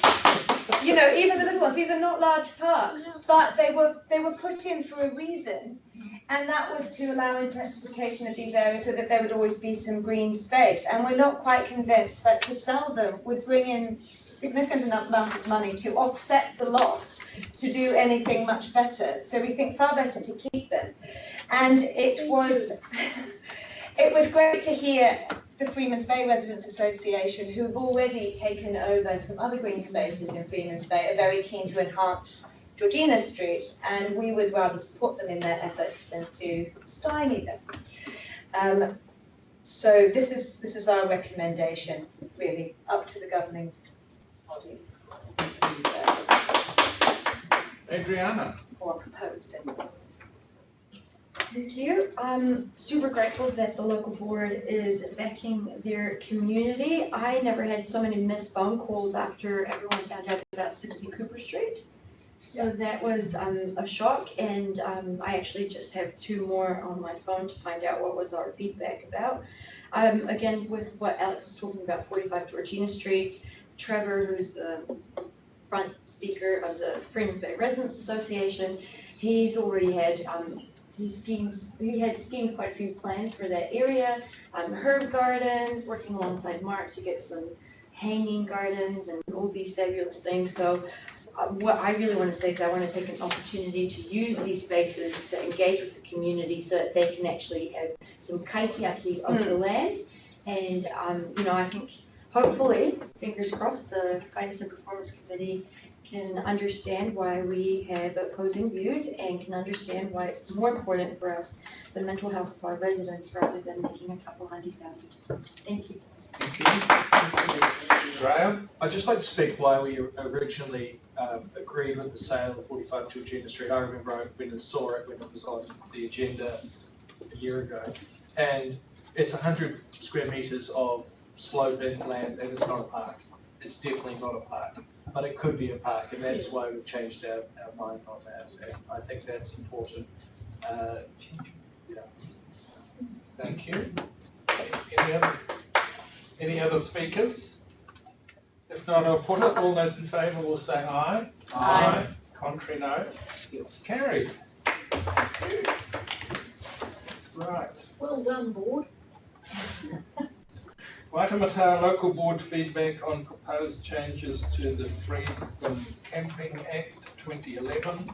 I'll move that the Waitematā Local Board receive its feedback on the proposed changes to the Freedom Camping Act 2011. Is there a seconder? seconded Corinne. So just speaking to that, an update of issues related to the Freedom Camping Act. Came up with feedback. Unfortunately, the time meant that we had to, if we were to give feedback, we had to do that between board meetings. And so we've made an urgent decision on that matter, and we're simply receiving that. And basically, we are not keen on enabling those vehicles that don't have their own territorial system to be able to use streets and parks to camp for free. Any other comments people want to make? If not, I'll put it. Those in favour will say aye. Aye. Contrary, no, that's carried. Waitematā Local Board feedback on central government submission, congestion charging. Graham, would you like to move this? Happy to. I move that the Waitematā Local Board receive its feedback on the central government submission congestion charging. Right, do we have a seconder? Seconded Julie. Graham. Thank you. In principle, we agree with the premise that Auckland has a significant congestion problem, and I don't think anyone's going to argue with that. A congestion charge we have supported in this because it incentivises mode shift and more accurately passes on the externalities of driving at peak times than the existing 10 cents a litre or even just standard road tax. It's important that those who are driving at peak times understand the effect they're having on each other's, and that money is able to subsidise alternatives that are more efficient ways of getting around. It's been shown overseas that the congestion charge can move a significant amount of traffic from peak to off-peak, even if it's only moving at half an hour, which frees up the room. There's less stalled traffic, so there's less environmental impact. And overall, it's a more equitable way of allocating the externalities and costs of congestion. We have highlighted that it may be detrimental to those who live in low decile suburbs, have to travel further, so we have discussed the need that additional public transport and alternatives are put on to support those communities to make sure this is not a regressive tax purely on them. That's all. Thanks. Thank you, Graham. Anyone else want to speak to this? No. So I'll put it. Those in favour, please say aye. Aye. Contrary, no. That's carried. Urgent decision selection process to appoint the local board representative of the establishment unit board of the City Centre to Mangere Rail project. Anyone like to move that? Yes, Alex. Okay, do we have a seconder? Corinne. Alex. I'd like to move that we receive the urgent decision to endorse the use of the Chairs Forum as the selection panel to appoint the local board representative to the establishment unit board of the City Centre to Mangere Light Rail project, and B, note and support the appointment of board chair Margie Watson to this position. Do I have a second? I think we found. We've got a seconder. So yeah, so you right. can now speak. I can now speak to it. So I think it's really, really good that we have a local board representative who has experience of major works projects, who are on the establishment board here. It's absolutely not taking the place of local board consultation or any other form of consultation, including community consultation. But I'm very glad that Margie Watson is on there, because I know that she will be absolutely demanding that this consultation and this process is done as well as possible, because she's been an absolutely fantastic community advocate over the years, and I know that she got the position with a very clear majority from the chairs yesterday, so she has massive support across the whole region. So, yeah. Alex, is she she still chair, or isn't there a changeover? Sorry. Okay, any other speakers? If not, I'll put it. No, that was it. Yeah, Adriana, go for it. When I attended the establishment unit, there was a old colleague of mine when I was part of Social Enterprise Auckland that highlighted the need that whoever is the representative on the local board, please ask them to make sure that they are in touch with all the residents associations and the business associations. And I just felt like highlighting that because obviously the local board is as grassroots as we can get when it comes to starting governance structures. So this is just me highlighting that it's really important that we stay in tune with residents associations and business associations because they're even more grassroots than what we are. Absolutely. Okay, any other comments? If not, I'll put it. Those in favour will say aye. Aye. Contrary, no. That's carried. Auckland Unlimited Q2 Performance Report. I will move that the Waitematā Local Board receive the Auckland Unlimited Q2 Performance Report. Is there a seconder? Seconder Corinne. Is there any discussion? If not, I'll put it. Those in favour will say aye. Aye.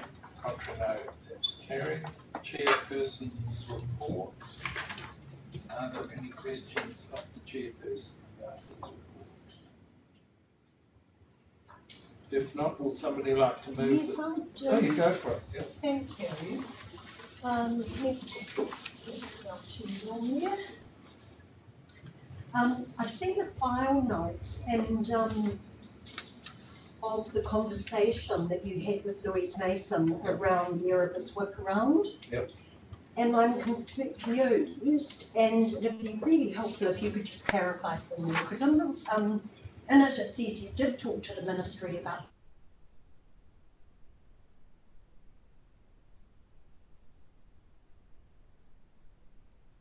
in effect did you do? Because I still don't know, and I'm still cheesed off about it.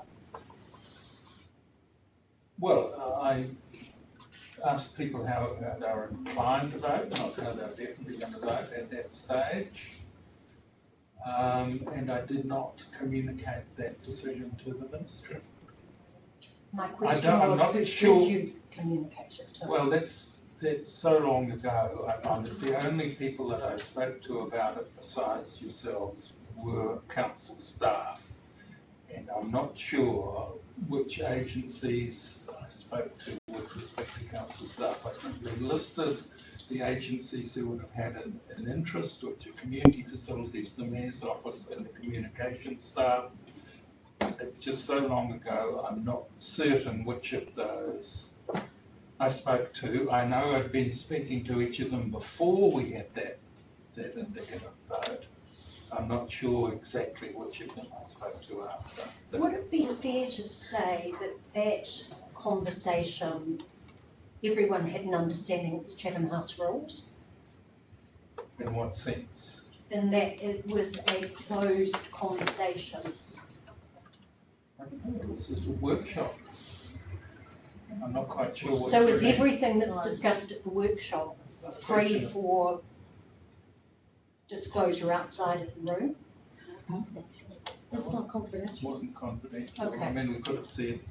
Then I'd be in so much It would have been very helpful if prior to that workaround you said, I'm seeking this information so I can give it to somebody that's going to pass it to the ministry. Well, I didn't know whether anyone was going to pass it to the ministry, but I thought I'm just identifying the sort of parts of the council who are very interested in the likely outcome and acknowledging that I may well have communicated that indicative vote to somebody from those three places. And then magically they withdraw their application and land on your approval. Anyway, the other question that I had in your capacity as chair is the board resolution on the 3rd of November relating to the native forest at Western Springs. Is it being implemented to your satisfaction?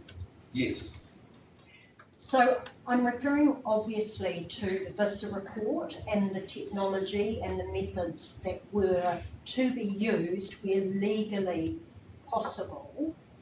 Are they being used where legally possible? They are they've been technologically improved since the resolution. Rubbish. Thank you. So if Professor Visser was to turn up tomorrow and have a look on site, he'd be stoked. Probably, but I don't know. I mean, we certainly, as a result of that issue being raised, I asked staff to seek Professor Visser's opinion. I have to get back on that. So could we invite him up? I think if somebody mentioned it would be quite useful if we as a board visited the site, on a legal basis of course, and preferably with Professor Visser. Well, I personally don't see any particular value in Professor Visser or meeting with him. I'm certainly hoping that we will visit the site soon after the last of the pine trees is removed. Like within a week? Can I raise a point of order? I don't think that any of this is mentioned on Richard's report. And I do think also, I think that might be a standing order issue, but I think it would be a valuable conversation to have later on. I think, and I'm sorry, I might be reaching standing orders myself by saying this, but I think a number of us have asked for more information, and I believe that staff are trying to find that information, and I think a number of us would like to visit the site, and I think that's being relayed, and I think with all this going on until we know, because we can't be on the site right now, we're in such danger. So we can be on the site.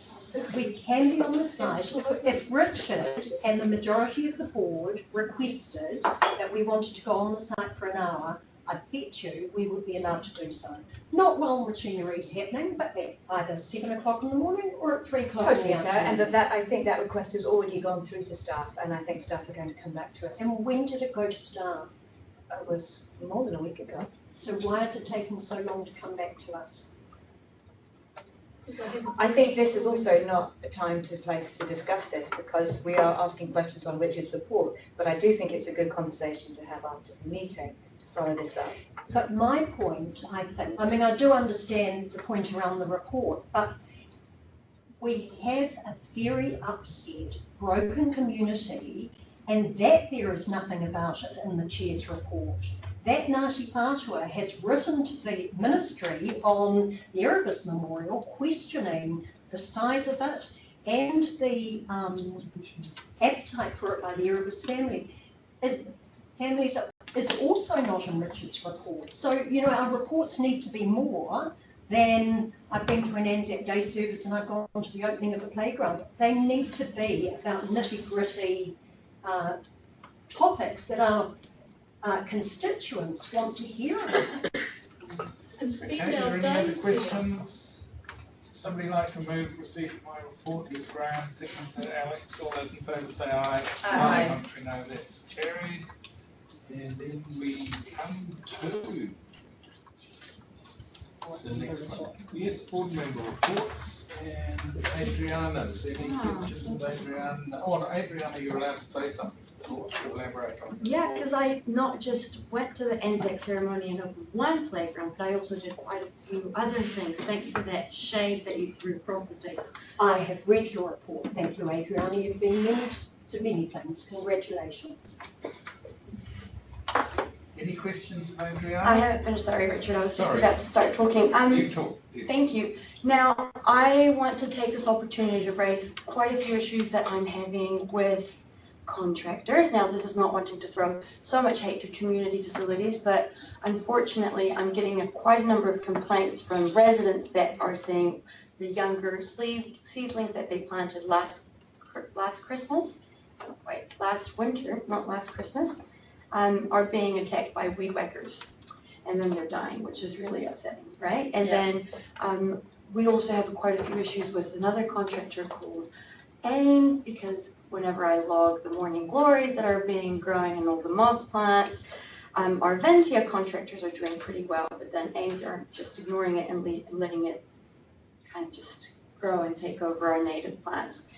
And I also thought I should share that I'm having a bit of, I'm picking a bit of interest with resource consents, given that right next to my house, I have slipped and I have fallen because there's a building that has leaked a bunch of weird sediment onto the footpath of my local park. And if I'm pretty able, I can imagine that there's a lot of senior people in my community that would be running a risk. So I'm wondering if there's some enforcements, or if there is a compliance officer that goes and checks up on the resource consent buildings, because it seems like I had to call and go through quite a few conversations on the phone instead of someone auditing a building site, which I think is quite needed, especially next to such a lovely, valuable park.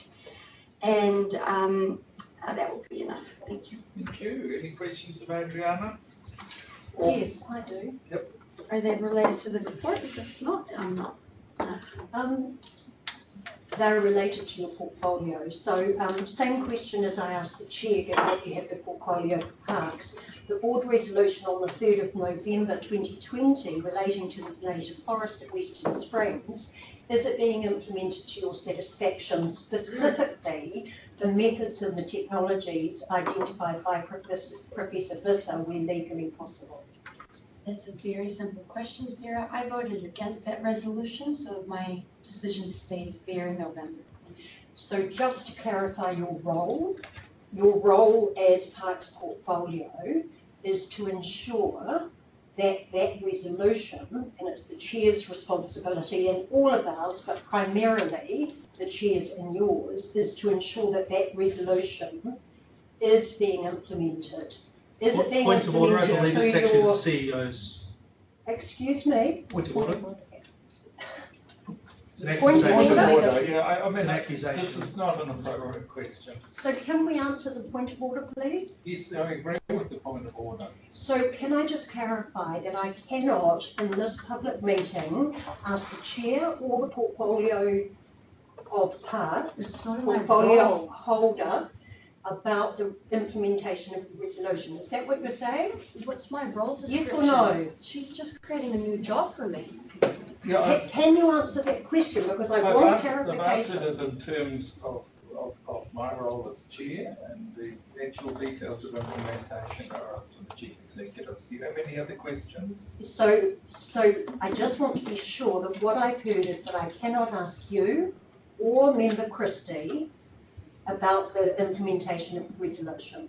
I've answered from my point of view. Thank you very much. Thank you very much. Were there The any council's lawyers disagree with you, but just shows the utter chaos and misinformation that I put up with for 18 months. I should be paid way on the more if that issue. was my job. So my second question for Adriana is, in a recent Facebook post you said, regardless of my views on Western Springs Forest, an elected member calling a staff member names or saying they're inept and making fun of their personal life is utterly pathetic. I'm disgusted in my colleagues' behaviour. Is there anyone in this room that you're referring to in that post? This is not in Adriana's Me? report. Yeah, thank you. Could you, Can in we light just of go that, on to Alex's report could now? you Thank please explain This is what not- name I called it? No, what we've got here, Richard, is we've got a professional local board member pushing this information up on Facebook. Members, about another no. point of order has been read. Hang on a minute, I'm calling a point of order, please. Can I call a point of order? Because I believe that if there are issues around the reports, in addition to the information that's being shared, then we as a board need to discuss that outside of this forum, because. Why outside of this forum? It's not in the report, and it should be discussed externally. Thank you. We're now on to Alex's report. Is there anything you want to say? So that will be put on the workshop? I don't know if it's in the work, can be raised in a workshop, absolutely. So where could it, will it be in the next workshop? It will come up, it can come up at administration time, that's At the fine. next workshop? Yes, Thank you it's very fine. much. Alex? So I was report. An amazing report. Thank you. Yeah, great report. Thank you very much. Well, you've read it. This is marvellous. Are there any questions on my report? Be happy to ask.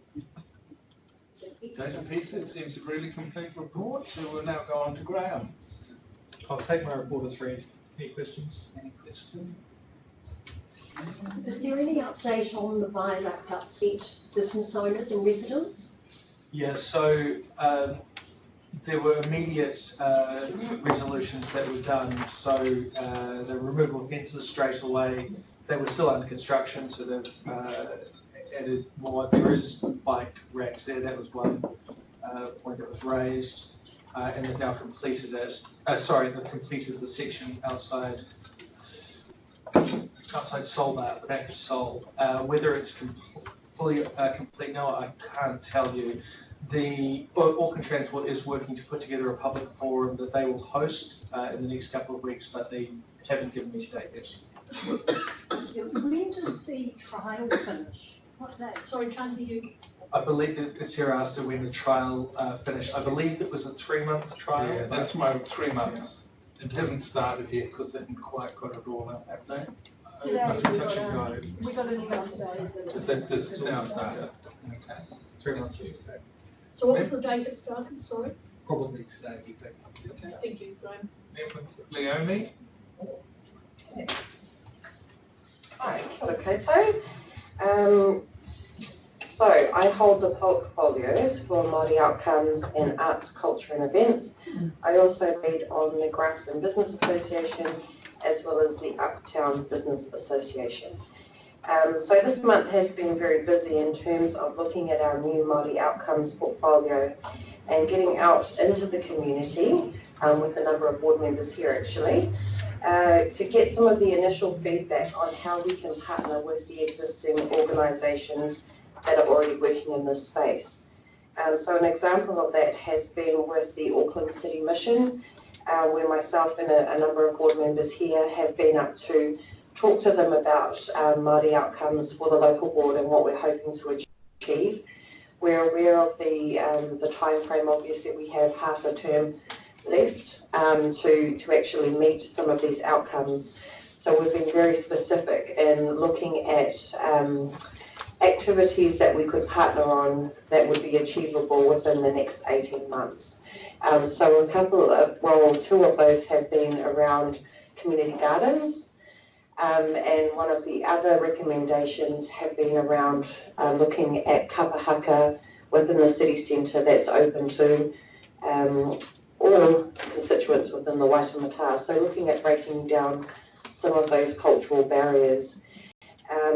I just want to also acknowledge Shamila, I don't know where she is at the moment, and the amazing work that she has done in terms of the stakeholder mapping work where we've identified what she has identified with the advisors. I think we've looked at least it sounds like it's around 160 to 100 Māori organisations that are here within the Waitematā. So holding a hui with them and then holding a separate hui with mana whenua. And for those mana whenua who can't attend, we would look at having one-to-one kōrero with them.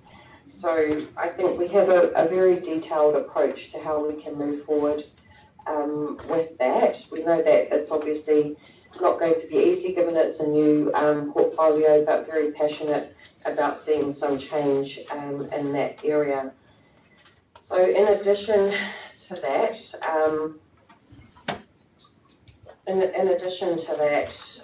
I think that the other key issues for myself really is looking at the homelessness situation, the continuing impact of our 501 detainees being here in the city centre, the growing number of obviously homeless residents that have nothing to do during the day, and with it, I have this real passion that we can partner with these organisations to look at these activities and address that, in addition to the Kainga Ora Hui that we've had earlier in the month on Grays Ave, where we're looking at having 250 apartments with, I would describe as vulnerable whānau that will be living in the Waitematā, and what we can be doing proactively before they actually move into these apartments, and working with organisations, because rather than be the ambulance at the bottom of the hill, what can we be putting into place now? So that's really exciting mahi that we're doing.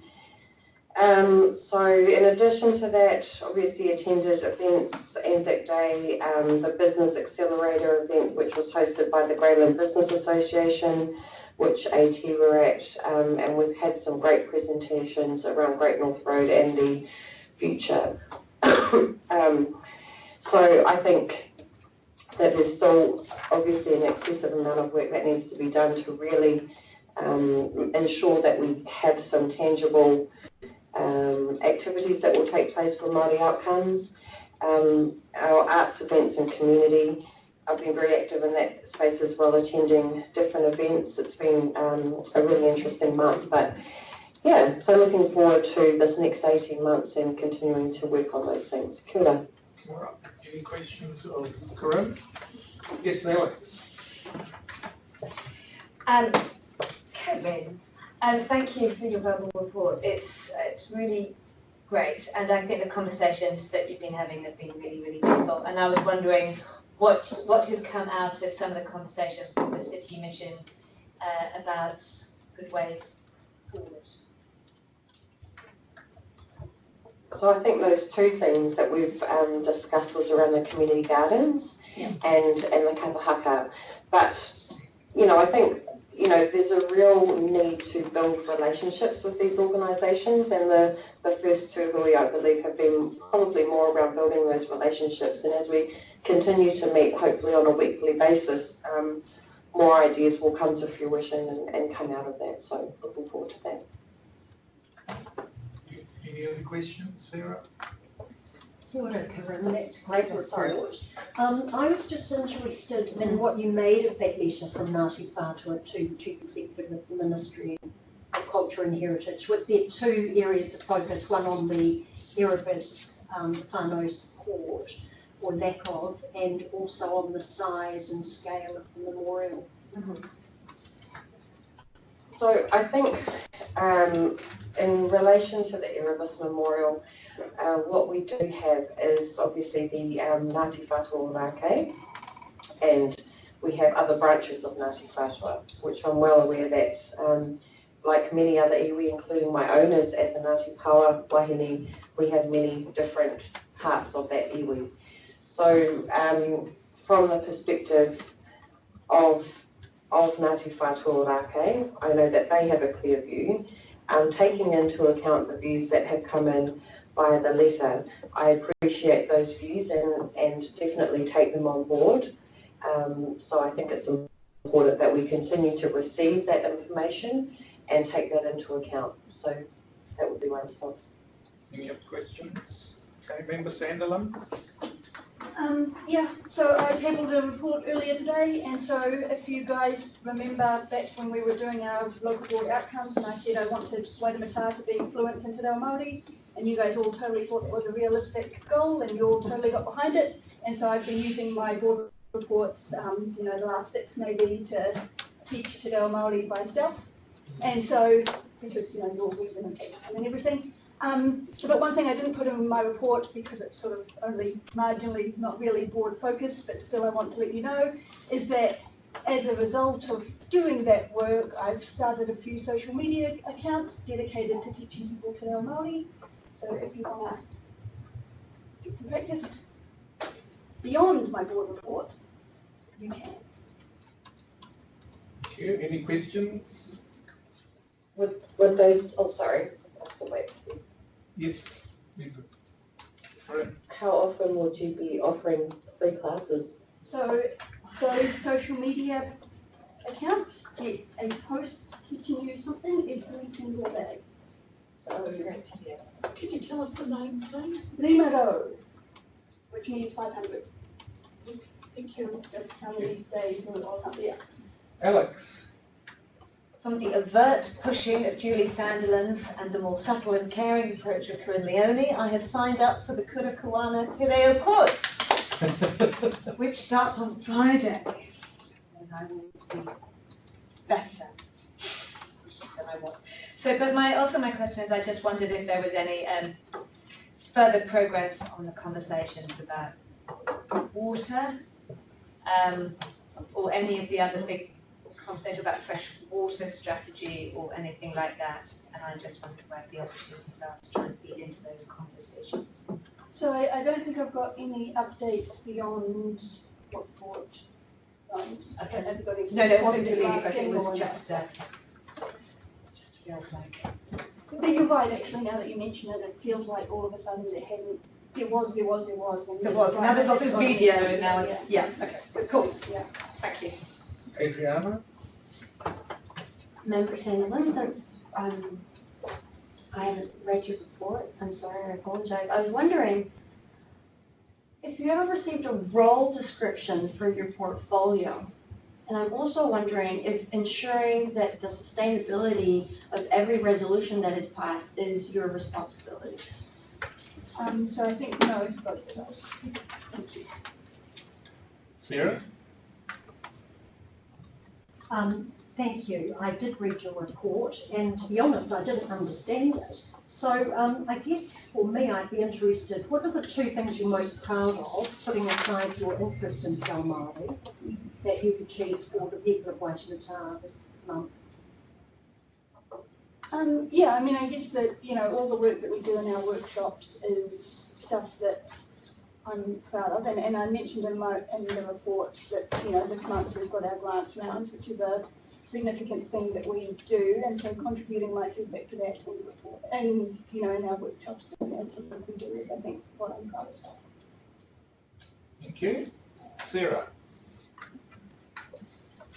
So I will table both Councillor Coombe and Member Christie's Facebook posts in my report, so that they're in the minutes.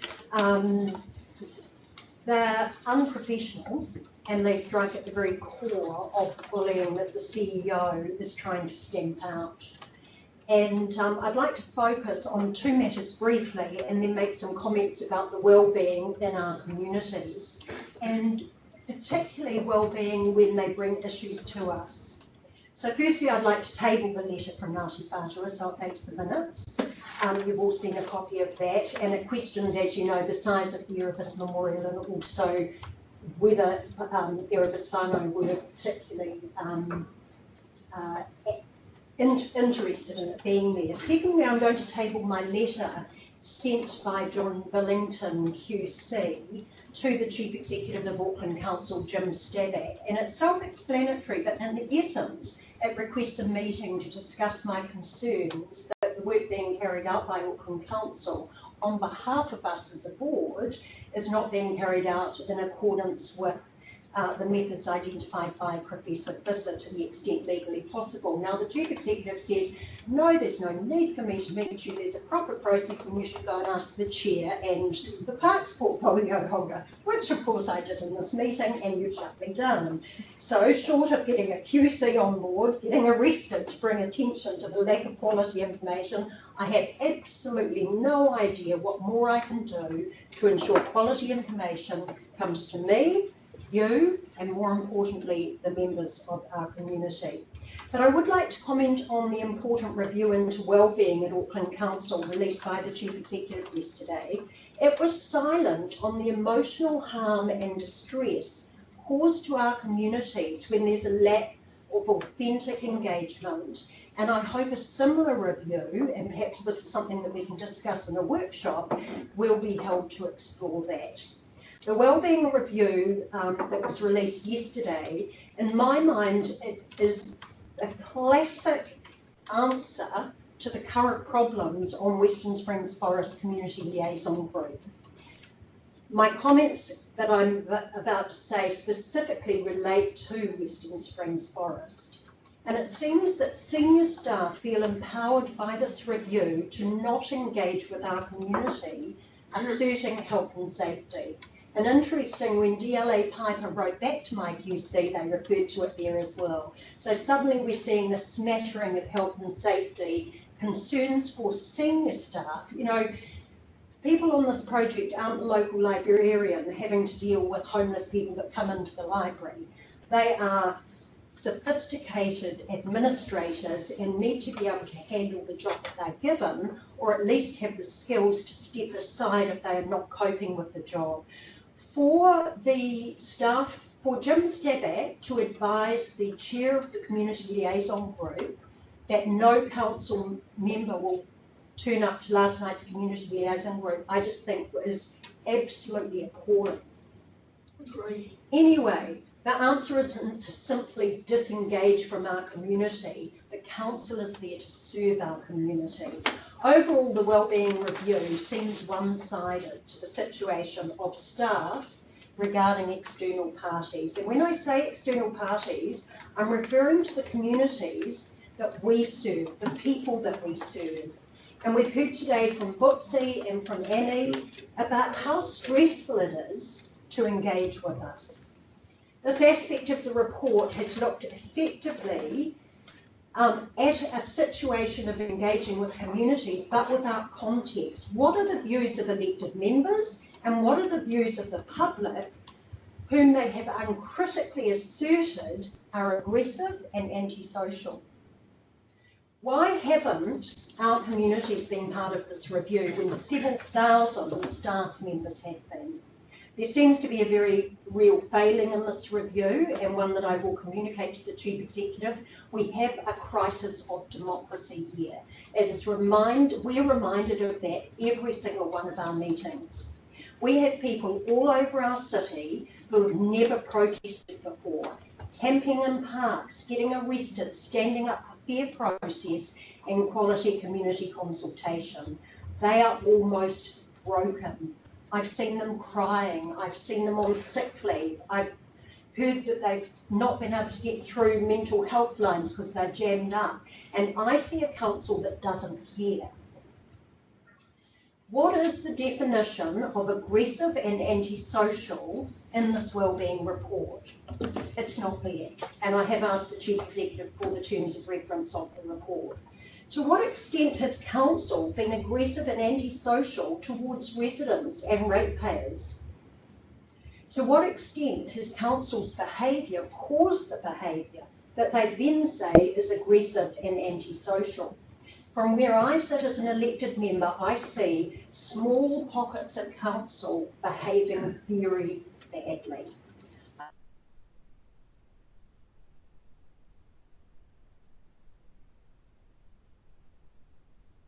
In the room here.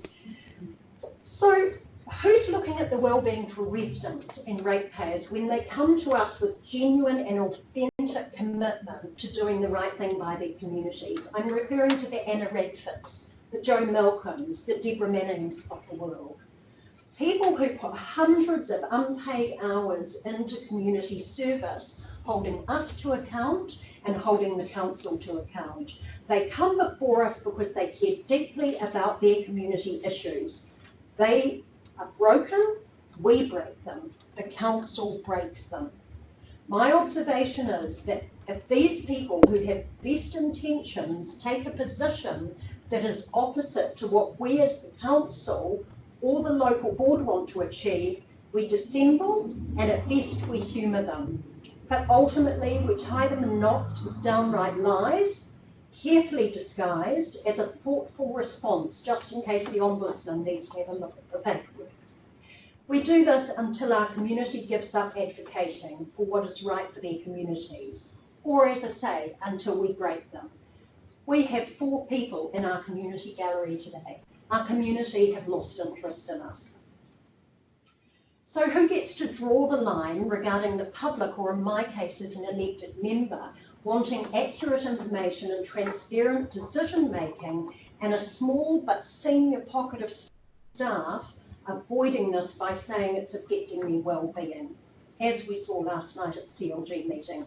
This approach, I fear, will shut down dialogue between council officials and the public. It will heighten the often most unfortunate adversarial stance between council and communities, when the council is supposed to be part of a democratic exercise that doesn't seem to be acknowledged anywhere. Hence my request for a review of how we engage with our communities as well. The review also failed to look at how staff might need better training regarding how to provide information and de-escalate situations. I fear this report will empower senior officials involved in the Western Springs Forest debacle, and that's exactly what it is, to continue their approach to not constructively or productively engage with the public, and will instead give them cover to act with impunity. So if democracy is to thrive, council leadership, starting with the mayor and the CEO, must be inclusive and it must be authentic. Move that the Waitematā Local Board Take any questions.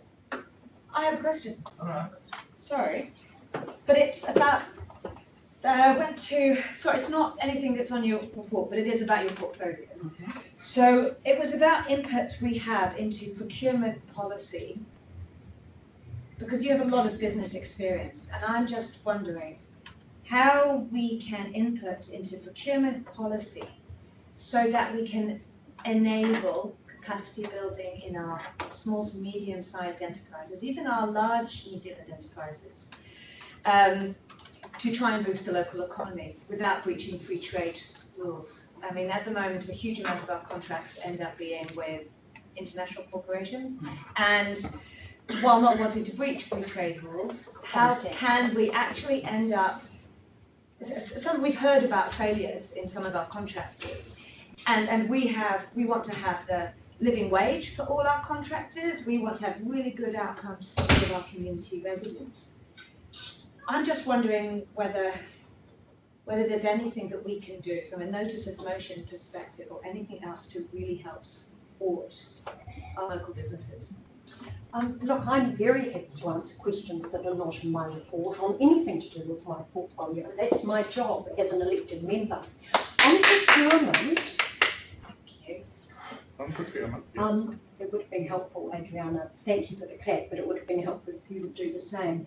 On procurement, what we need to do as a starter is have staff go and talk to the people at procurement and ask them to come to our workshop.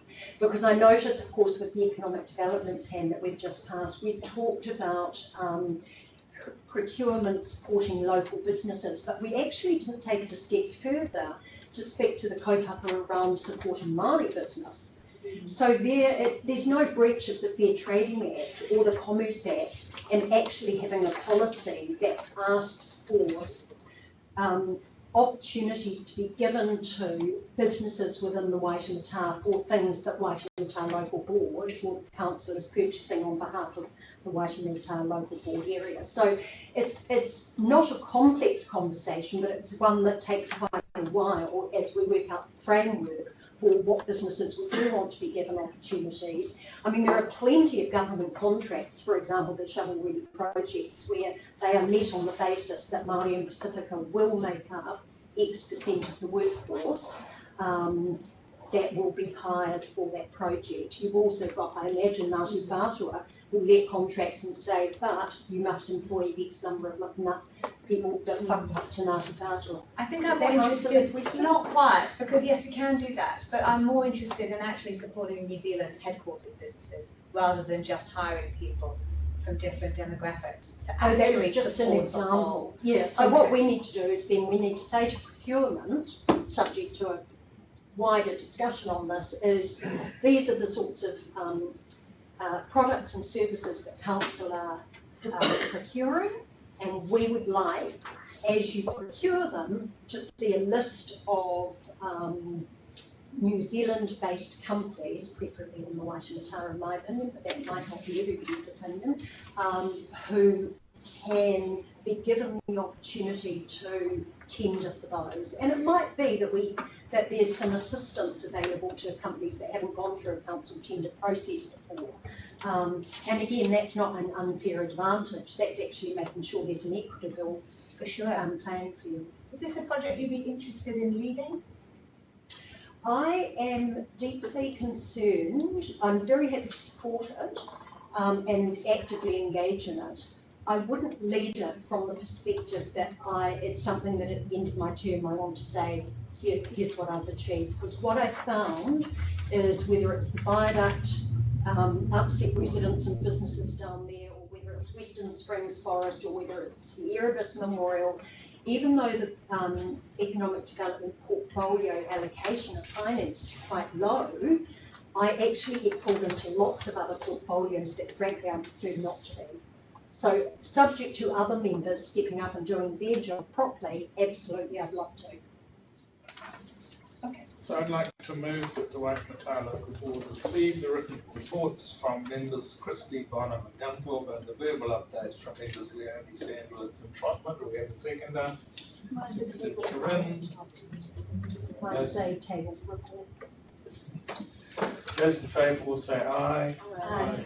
Contrary, no, that's carried. Governance work calendar. I'll move that the Waitematā Local Board receive the governance board work calendar as at 8th May 2021. Is there a seconder?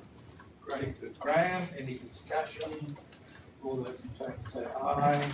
Contrary, no, that's carried. Waitematā Local Board workshop records. I'll move that the Waitematā Local Board receive the Waitematā Local Board workshop records for the workshops held 13 April, 20 April, 27 April and 4 May 2021. Is there a seconder? Seconder Corinne. Any discussion? All those in favour will say aye. Aye. Contrary, no, that's carried. Are there any extraordinary items?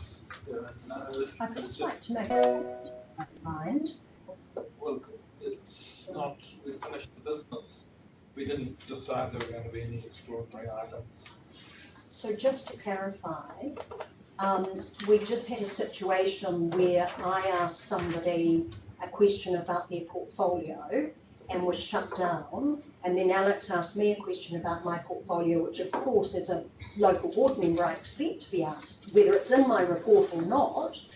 So my question is, prior to coming to the next business meeting, can we have some very clear guidelines around what questions can be asked? Because I find it quite staggering that I can't ask in a public meeting if a resolution is being carried out to the portfolio holder or the chair's satisfaction.